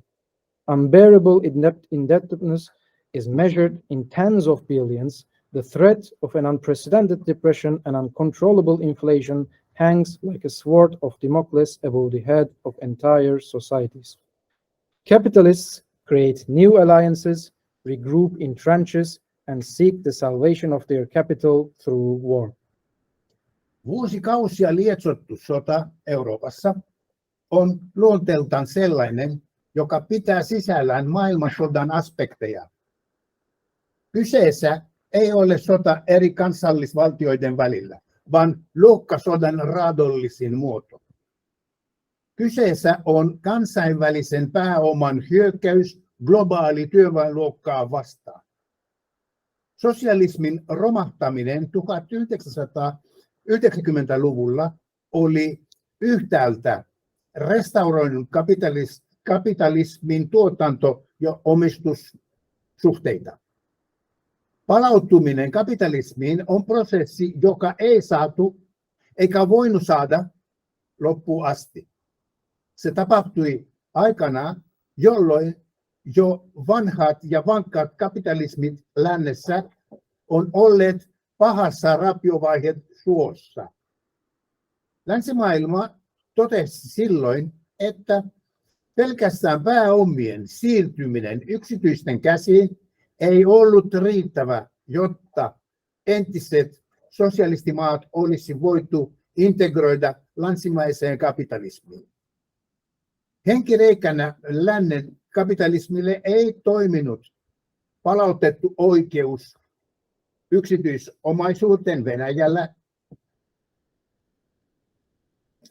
omaisuuteen kapitalismiin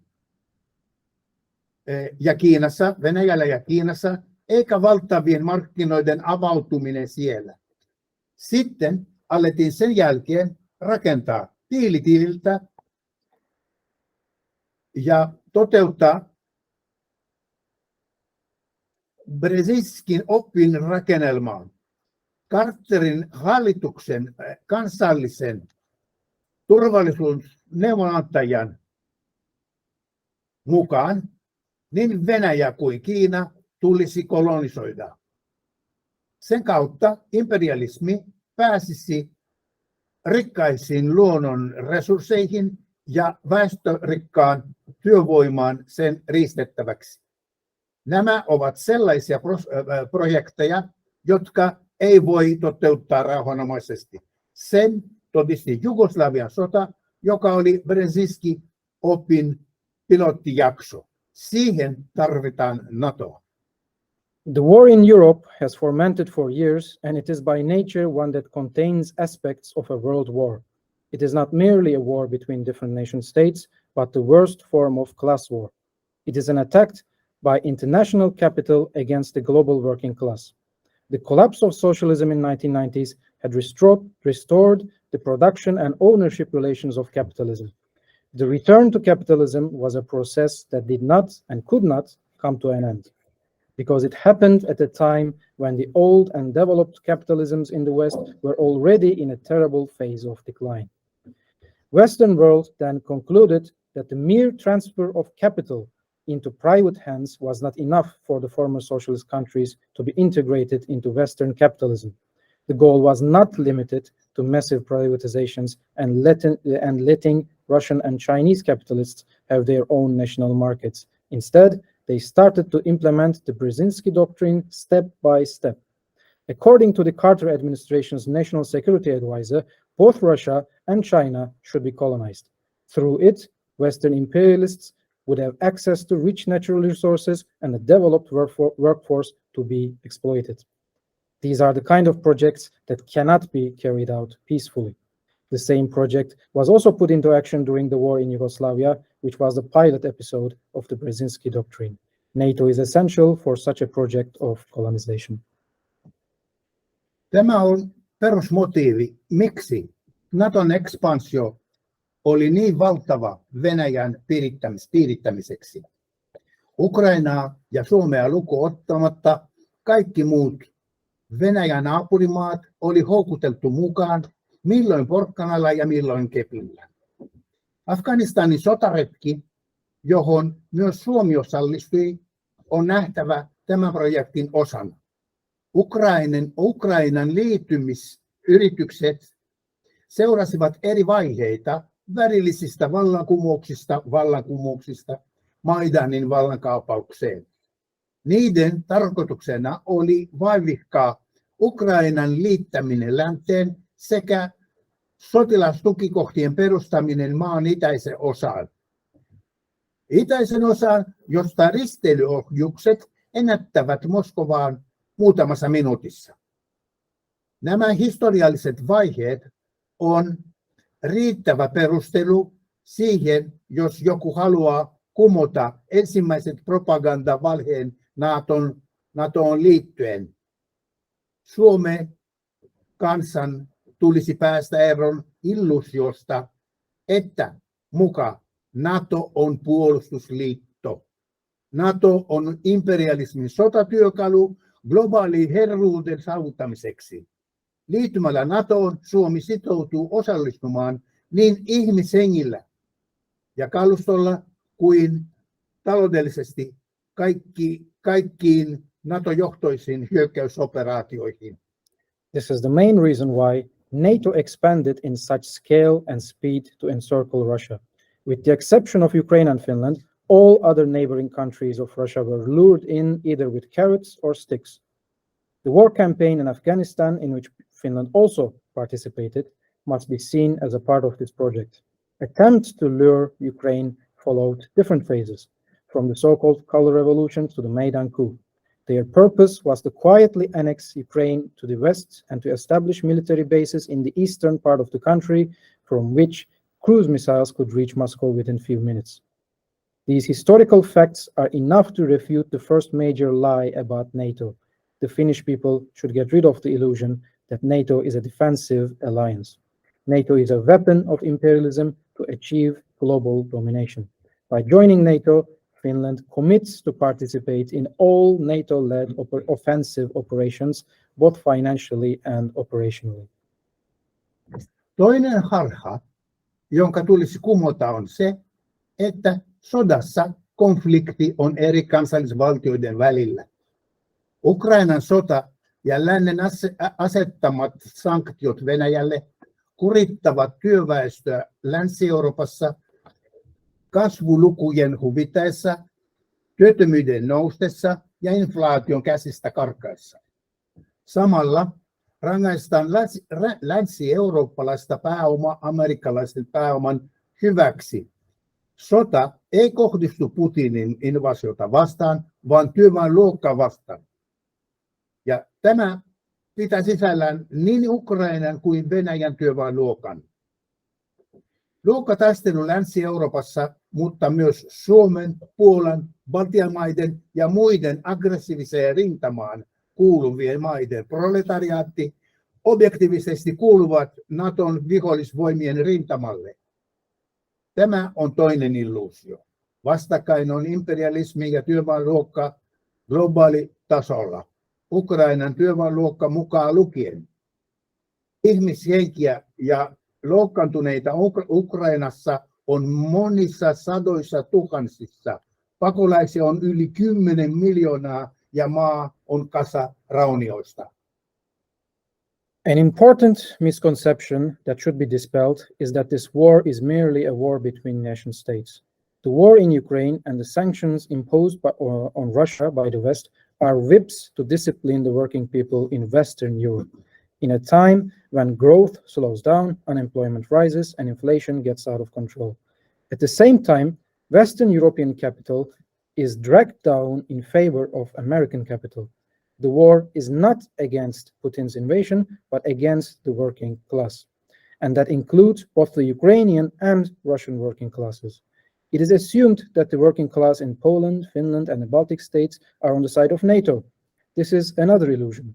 The target of imperialism is the global working class, including the Ukrainian working class. So far, the results are the hundreds of thousands of lives that are lost, with more than 10 million refugees and the country turned into ruins. Sota on myös jenkkien työväenluokkaa vastaan. Amerikan työläiset joutuvat maksamaan kova hintaa, paitsi joutumalla taantumukseen, niin myös rahoittamalla sitä. Eurooppalaisen tuen lisäksi amerikkalaisten rahallinen tuki Zelenskille on yli $100 miljardia. Aseavut on sitä luokkaa, ettei sotateollisuuden rattaiden täysteho ehdi korvaamaan menetykset sotatantereille. Myös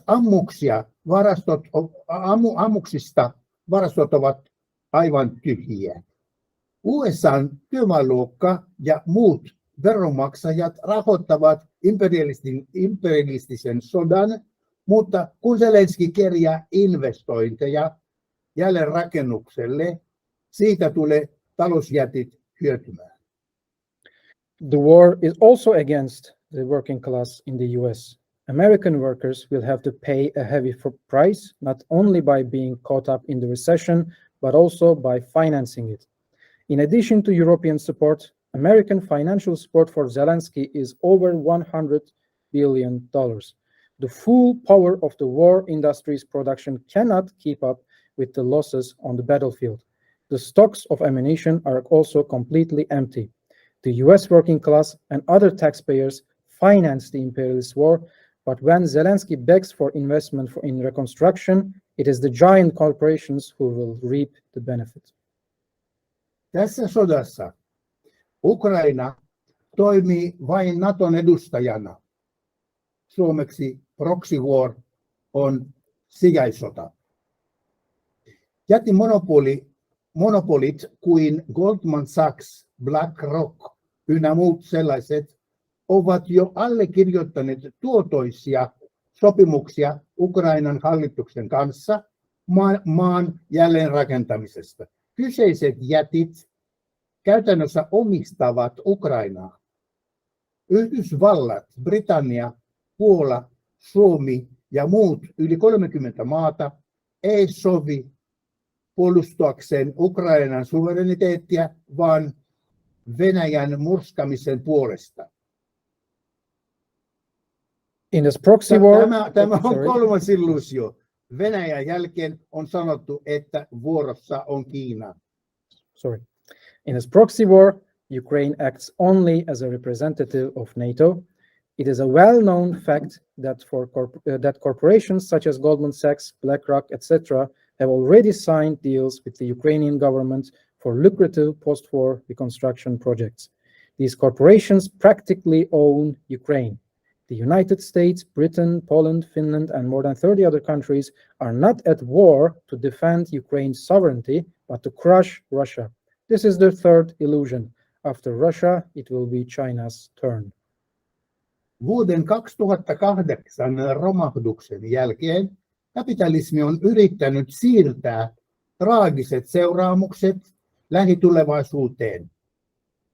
Keskuspankkien toimesta on luotu uskomaton määrä rahaa ynnä muuta sellaisia arvoja varmistaakseen likviditeettiä. Raha on siirretty aluepankeille nolla- ja jopa miinuskoroilla. Pankit eivät sijoittaneet rahaa mihinkään tuottavan alan alueelle, koska kapitalismi on ei tarjonnut tyydyttävä voiton suhdelukua. Rahalla ostettiin valtion velkakirjoja. Näin on saatu muutama lisävuosi toistaiseksi ilman totaalista globaalikriisiä. Inflaation laukkaaminen oli ennen pitkää odotettavissa. Jarruttaakseen hintojen nousua keskuspankit alkoivat nostaa korkotasoa, mikä saa halussa olevien valtiollisten velkakirjojen arvot romahtamaan. Tällä tavalla on alkanut pankkien sarja konkursseja alkaen Yhdysvalloista. Vararikossa olevia pankkeja lunastaa pois isommat pankit.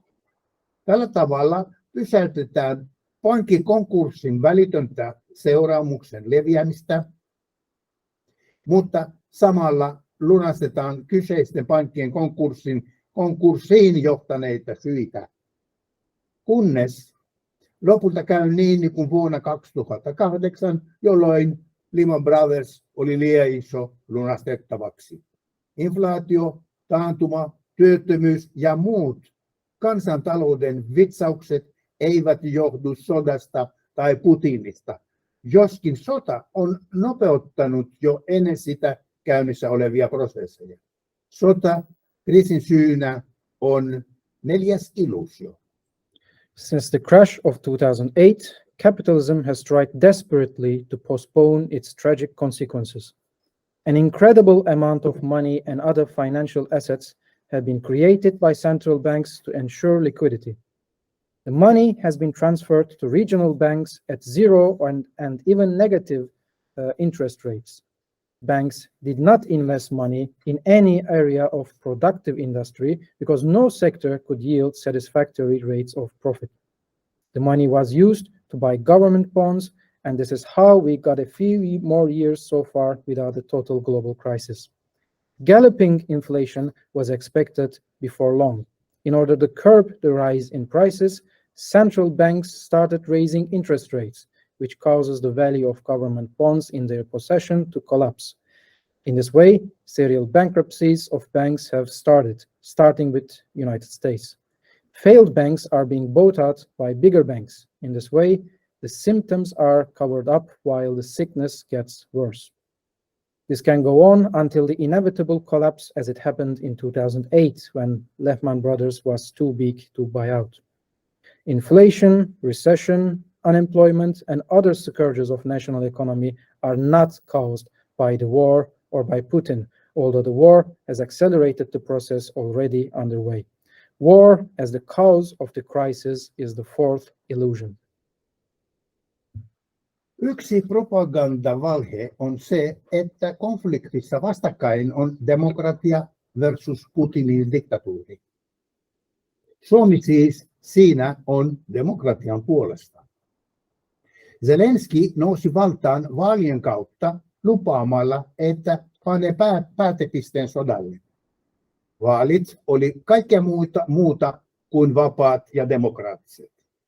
Ennen sitä valta oli kaapattu vuonna 2014, jolloin silloinen demokraattisesti valittu presidentti Janukovic oli kaadettu ja karkotettu maasta. Hallitakseen demokraattisesti Zelenski on kieltänyt 13 oppositiopuoluetta, kieltänyt kansalaisiltaan venäjän kielen käyttöä ja vaalilupauksista huolimatta harjoittanut raakamaisen terrorin, joka surmasi 14 000 venäjänkielistä ukrainalaista maan itäisessä osassa. Silmitön terrori on ollut fasistijärjestöjen vastuulla.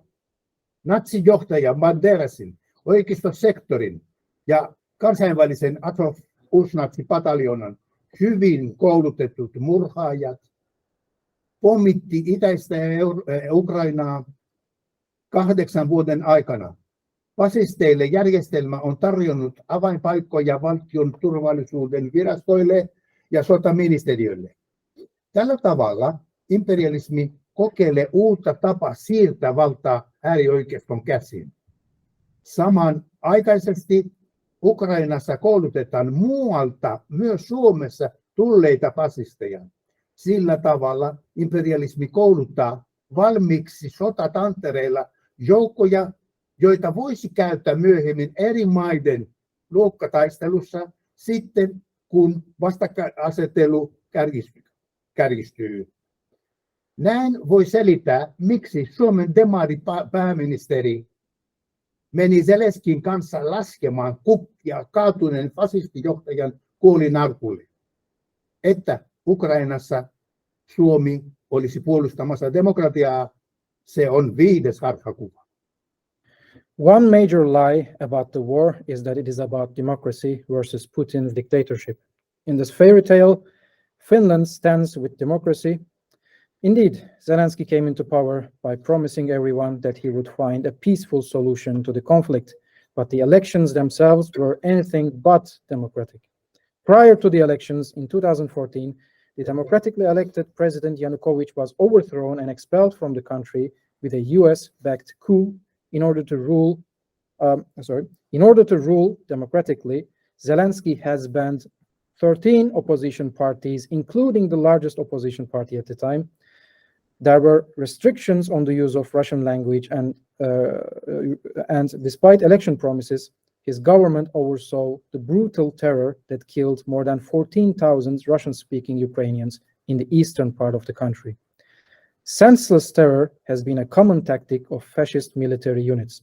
The well-trained murderers of the followers of Nazi leader Stepan Bandera, the right-wing sector, the International Neo-Nazi Battalion of Azov, terrorized eastern Ukraine over the course of 8 years.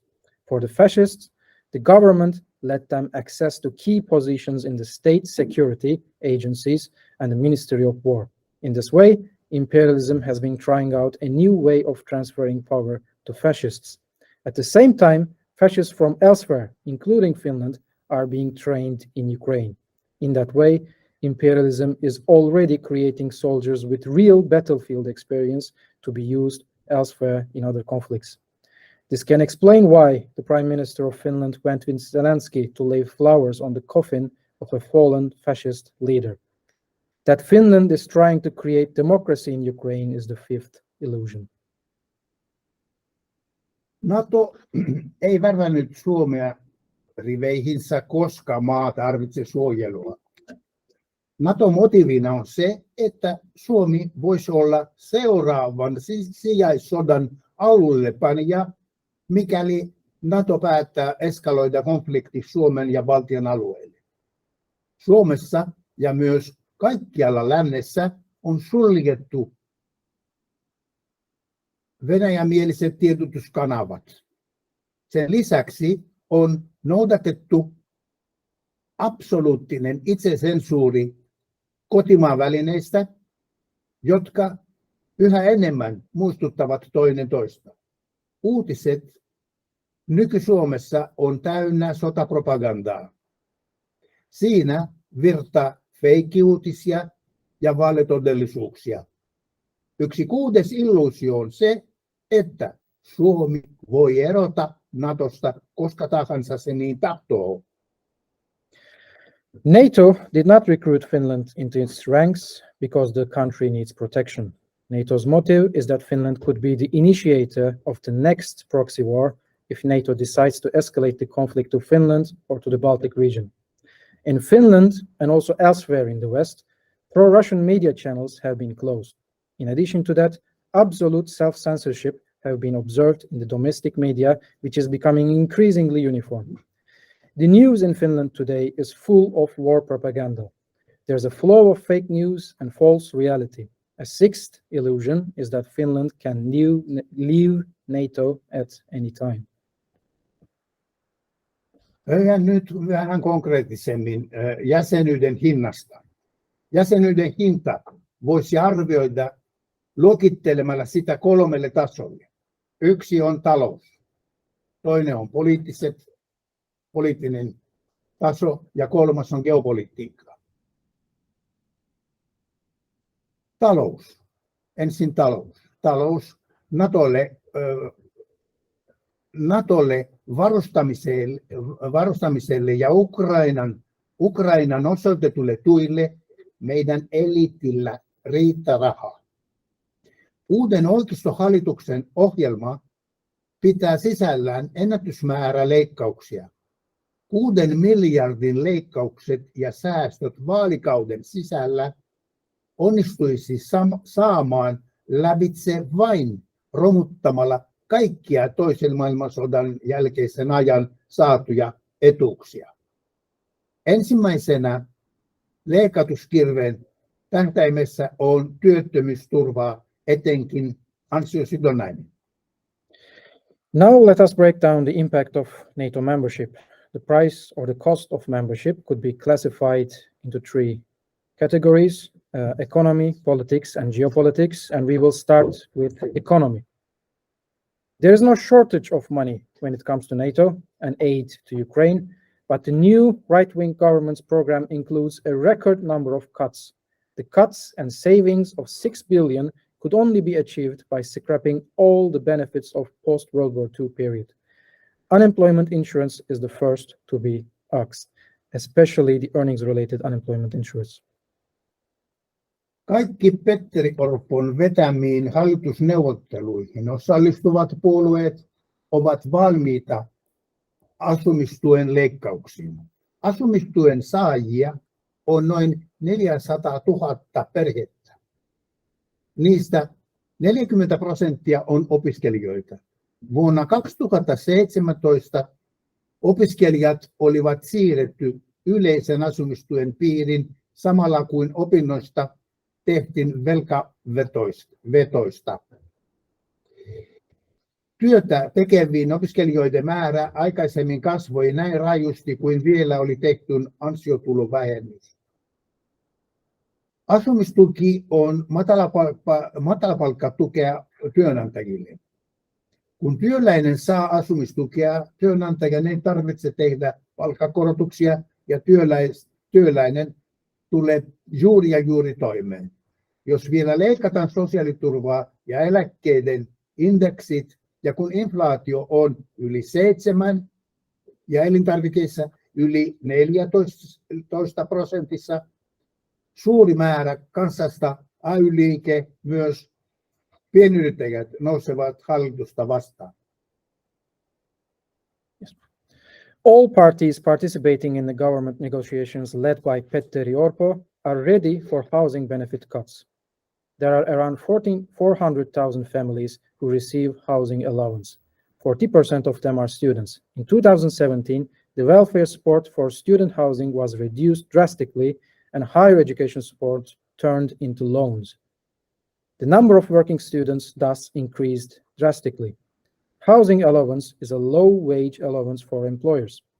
At a time when the general inflation is at 7% and the inflation in essential food products is over 14%, these cuts will have drastic impacts on the livelihood of working people.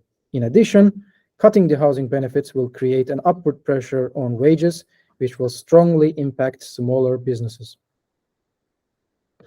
Sotilaskohteisiin menevät menoerät ovat kasvamassa päin. Joka vuosi Suomi joutuu maksamaan satoja miljoonia euroja lisää, jotta toteutuisi menoerä 2% budjetista, mikä on Naton tavoite.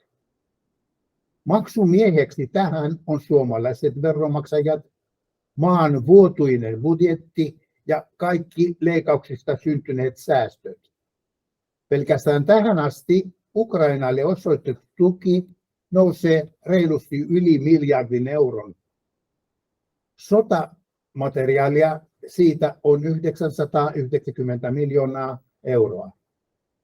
Europe Team -paketti sisältää eurooppalaista tukea 37,8 miljardin euron edestä. Suomi luonnollisesti osallistuu myös siihen. Military expenditures are also on the rise. Every year, Finland has to pay hundreds of millions of euros more in order to fulfill the 2% of the budget quota, which is NATO's goal. Finnish taxpayers will have to pay for all of this. The budget will be balanced by cuts. The support allocated to Ukraine alone will rise to well over 1 billion euros. Weapon support alone, which is worth 990 million euros. The Europe aid package includes support worth of 37.8 billion euros, and Finland also participates in financing it. Ukrainan sota, nyt alkaa se poliittinen aspekti. Ukrainan sota on imperialismin osalta suunniteltu pieniä yksityiskohtia myöten hyvin varhain, siis paljon aikaisemmin, kun Putin hyökkäsi 22. helmikuuta 2022. Taantumuksellisen vasaalihallinnon saamiseksi imperialismi harrasti interventioita käytännössä värillisten vallankumousten yhteydessä ja viimeistään vuonna 2014 onnistuneen vallankaapauksen jälkeen Maidanin aukiolla.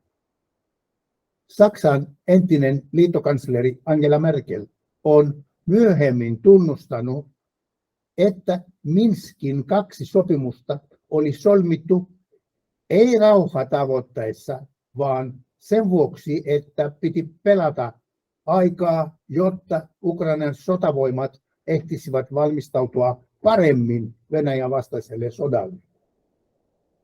Nyt hyvin tiedetään, että myös Suomelle on ajateltu Nato-jäsenyys jo huhtikuussa 2021, vaikka siinä vaiheessa Nato-jäsenyyttä vastaan oli murskaava enemmistö suomalaisista.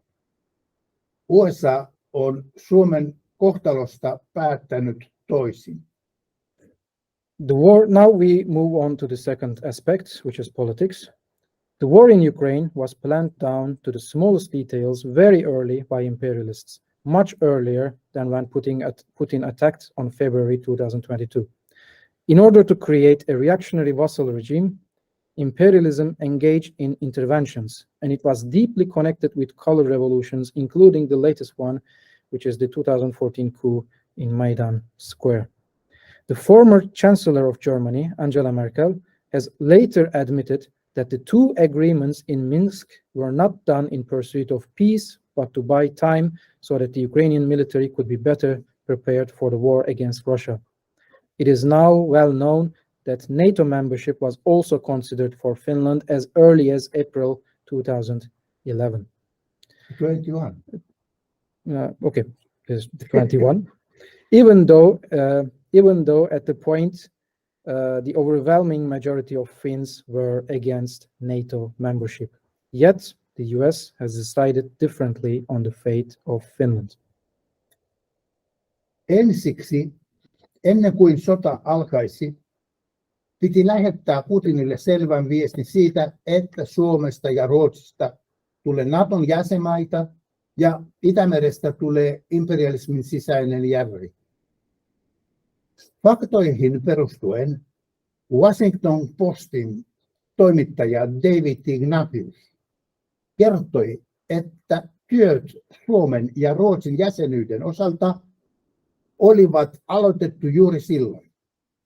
Asiasta keskustelivat tiivisti USA:n ulkoministeri Blinken, Britannian, Saksan ja Ranskan johtajien kanssa Brysselin Naton huippukokouksessa.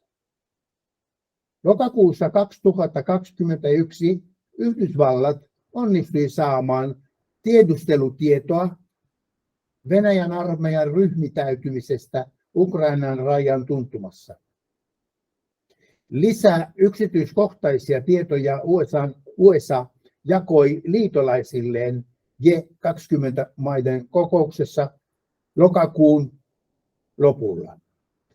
Glasgown ympäristökokouksessa marraskuun alussa 2021 Blinken varoitti myös Zelenskiä, joka siihen aikaan suhtautui tiedustelutietoihin skeptisesti.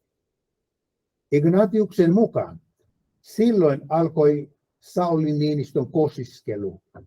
Joulu- ja tammikuussa Biden keskusteli Niinistön kanssa kutsuakseen jälkimmäiseen vierailulle Valkoiseen taloon. Washingtonissa sitten Biden ehdotti, että Niinistö soittaa Ruotsin pääministerille Magdalena Anderssonille. Samassa kuussa molemmat maat ilmoittivat hakevansa Nato-jäsenyyden. According to Washington Post reporter David Ignatius, during the NATO summit in 2021, before the war in Ukraine, US Foreign Minister Blinken, together with the leaders of Great Britain, Germany, and France, already decided to send a clear message to Putin that Finland and Sweden will become NATO member countries and the Baltic Sea will become an inner lake of imperialism. In October 2021, United States managed to obtain intelligence about the Russian army grouping near Ukrainian border. The USA shared more detailed information with its allies at the G20 meeting at the end of October. That's when Sauli Niinistö's courtship with NATO began, according to the Washington Post reporter.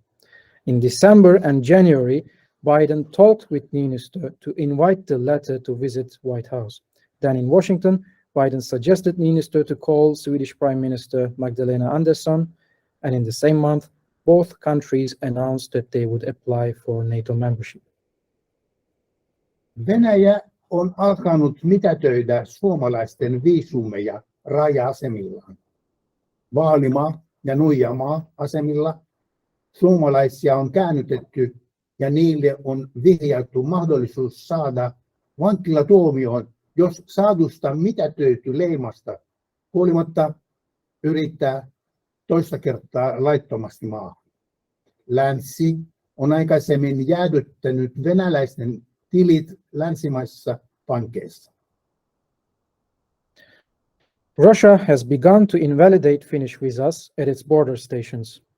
At the Vaima and Nuijama stations, Finnish people have been turned away and they have been hinted at the possibility of receiving a prison sentence if, despite the annulled stamp they received, they try to land illegally for a second time. The West has previously frozen the accounts of Russians in Western banks. Later, the possibility of using these oligarchs' funds to finance the war in Ukraine was considered. In a war with all aspects of a world war, nothing is sacred. Even for capitalists, the sacred right to private property is a license to be revoked. As a countermeasure, the Russian central bank has now frozen the accounts of Finnish missions in Russia. The account of the embassy and the consulates are now frozen.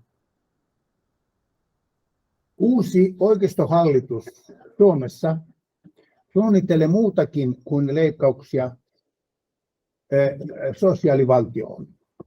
Kun ihmiset alkavat tiedostaa harhakuviensa todelliset syyt, sitten ne reagoivat.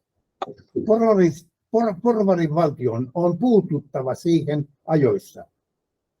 Tukahdutusmekanismit ja lainsäädäntö on säädettävä niin, että voisivat kukistaa luokkataistelussa esiintyvää vastarintaa. Siitä on nähtävissä trendejä sensuurista vapaan mielipiteen ilmaisemisessa, mielenosoituksen tukahduttamisessa ja jopa vasemmistojärjestöjen kieltämisessä. Zelenskin natsit näyttävän tietä tässäkin asiassa. The new right-wing government in Finland is planning more than just cuts to the welfare states. When people begin to become aware of the true causes of their delusions, they will react. The bourgeois state must be prepared to intervene in time. Suppression mechanisms and legislation must be arranged in such a way that they can defeat the resistance of class struggle. There are trends in favor of censorship, suppressing demonstrations, or banning left-wing organizations already.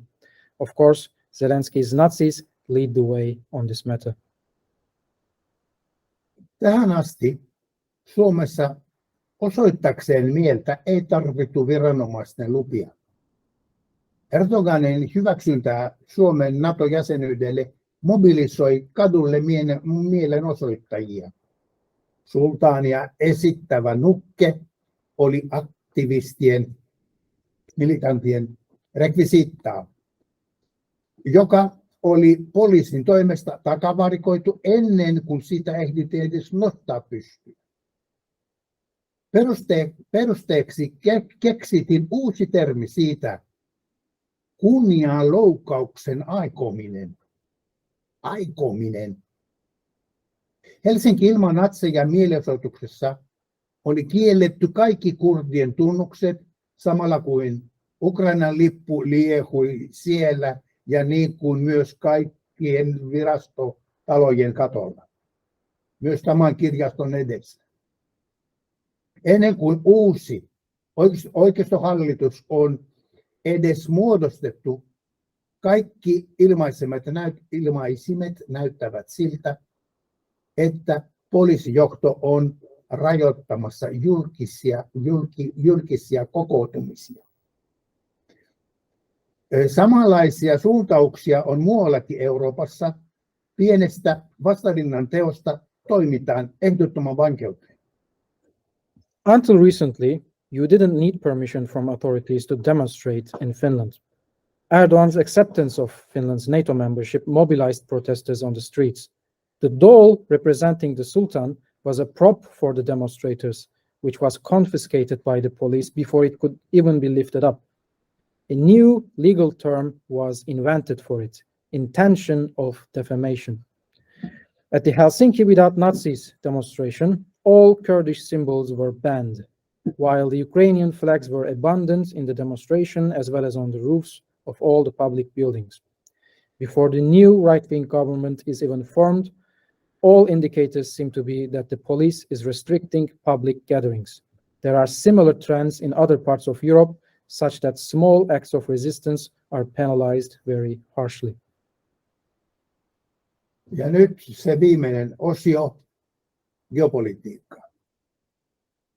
Ukraina ei ole NATO-maa, eikä sen vuoksi voi sen kohdalle sovittaa 5. artiklaa, jonka mukaan hyökkäys yhtään NATO-maata vastaan on hyökkäys kaikkia vastaan.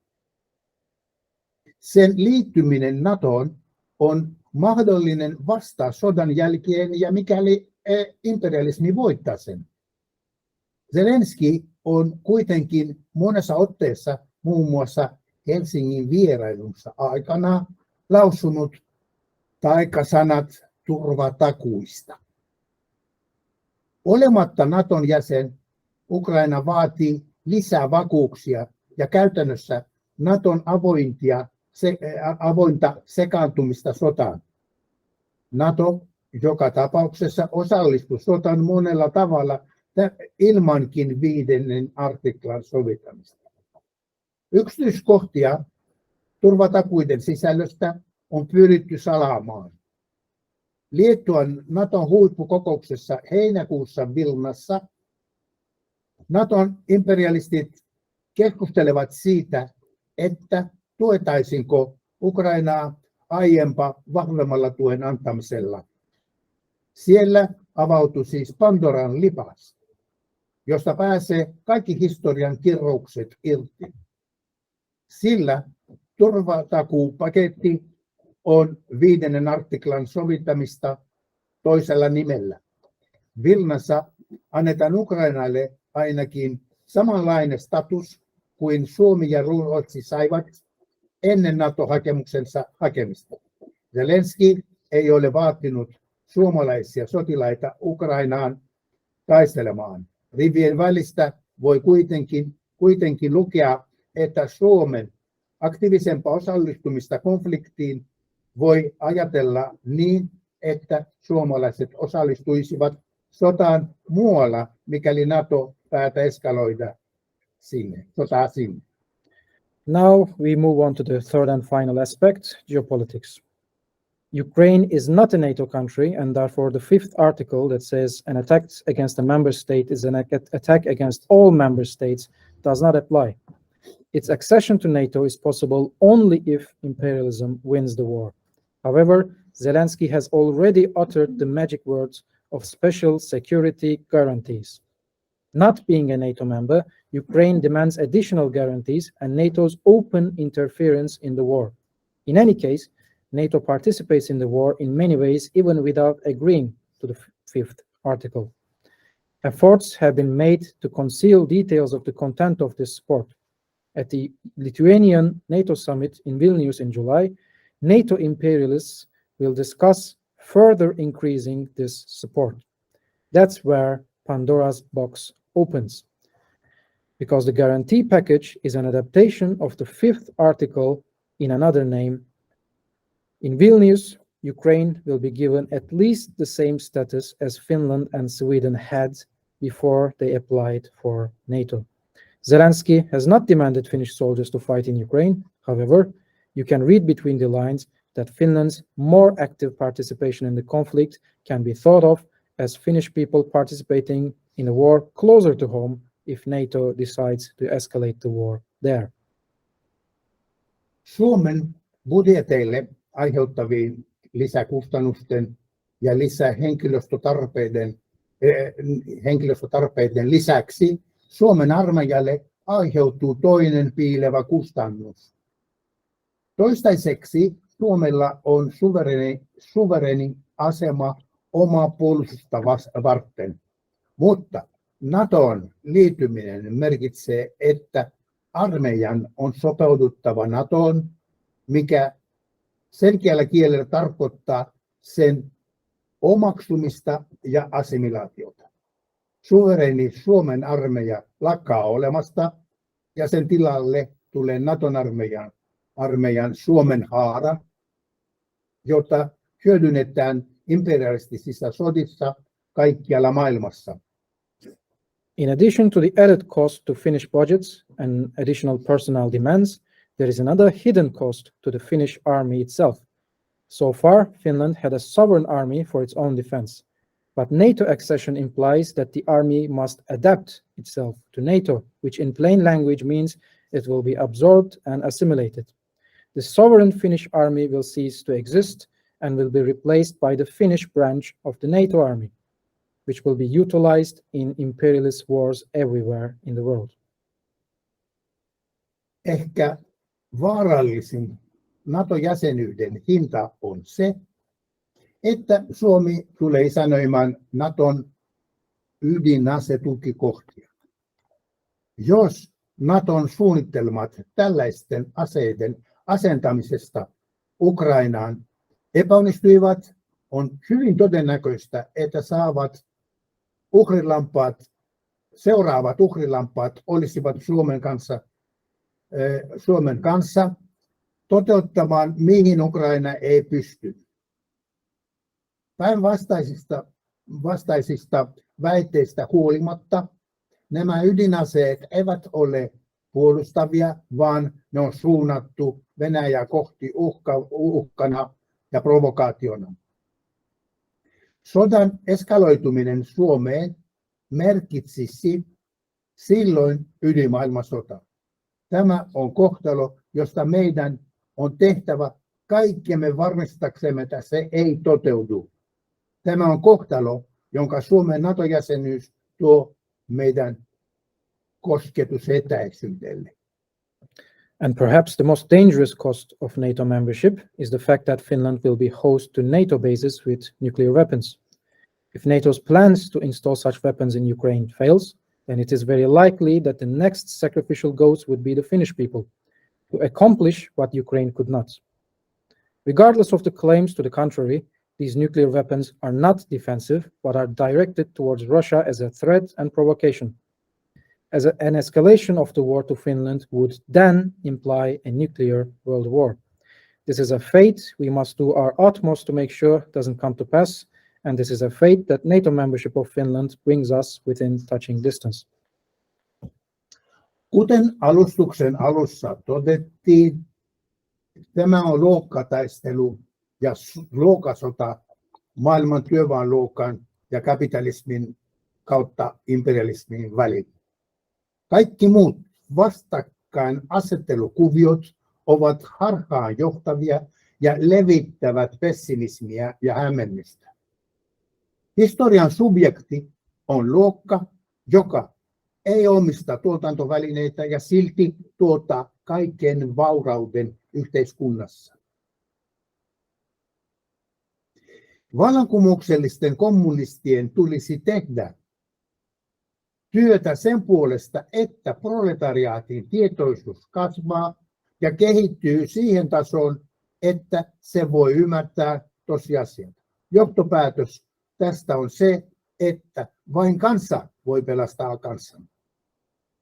Siihen tarvitaan niin kansallisella kuin kansainväliselläkin tasolla tehtävään kykeneviä organisaatioita. Kyseessä siis on vallankumouksellinen puolue kotimaassa ja internationaali maailmanlaajuisesti. As stated at the beginning of this presentation, this is a class struggle and war between the working class of the world and capitalism and imperialism. All other patterns of confrontation are misleading and spread pessimism and confusion. The subject of history in our times is a class that does not own the means of production, yet produces all the wealth in the society. Revolutionary communists should work for the consciousness of the proletariat to grow and develop to the point that it can understand this fact. The conclusion from this is that only people can save themselves. It requires organizations capable of the task at both the national and international level, so that what we need is a revolutionary party at home and the international worldwide. Thank you very much.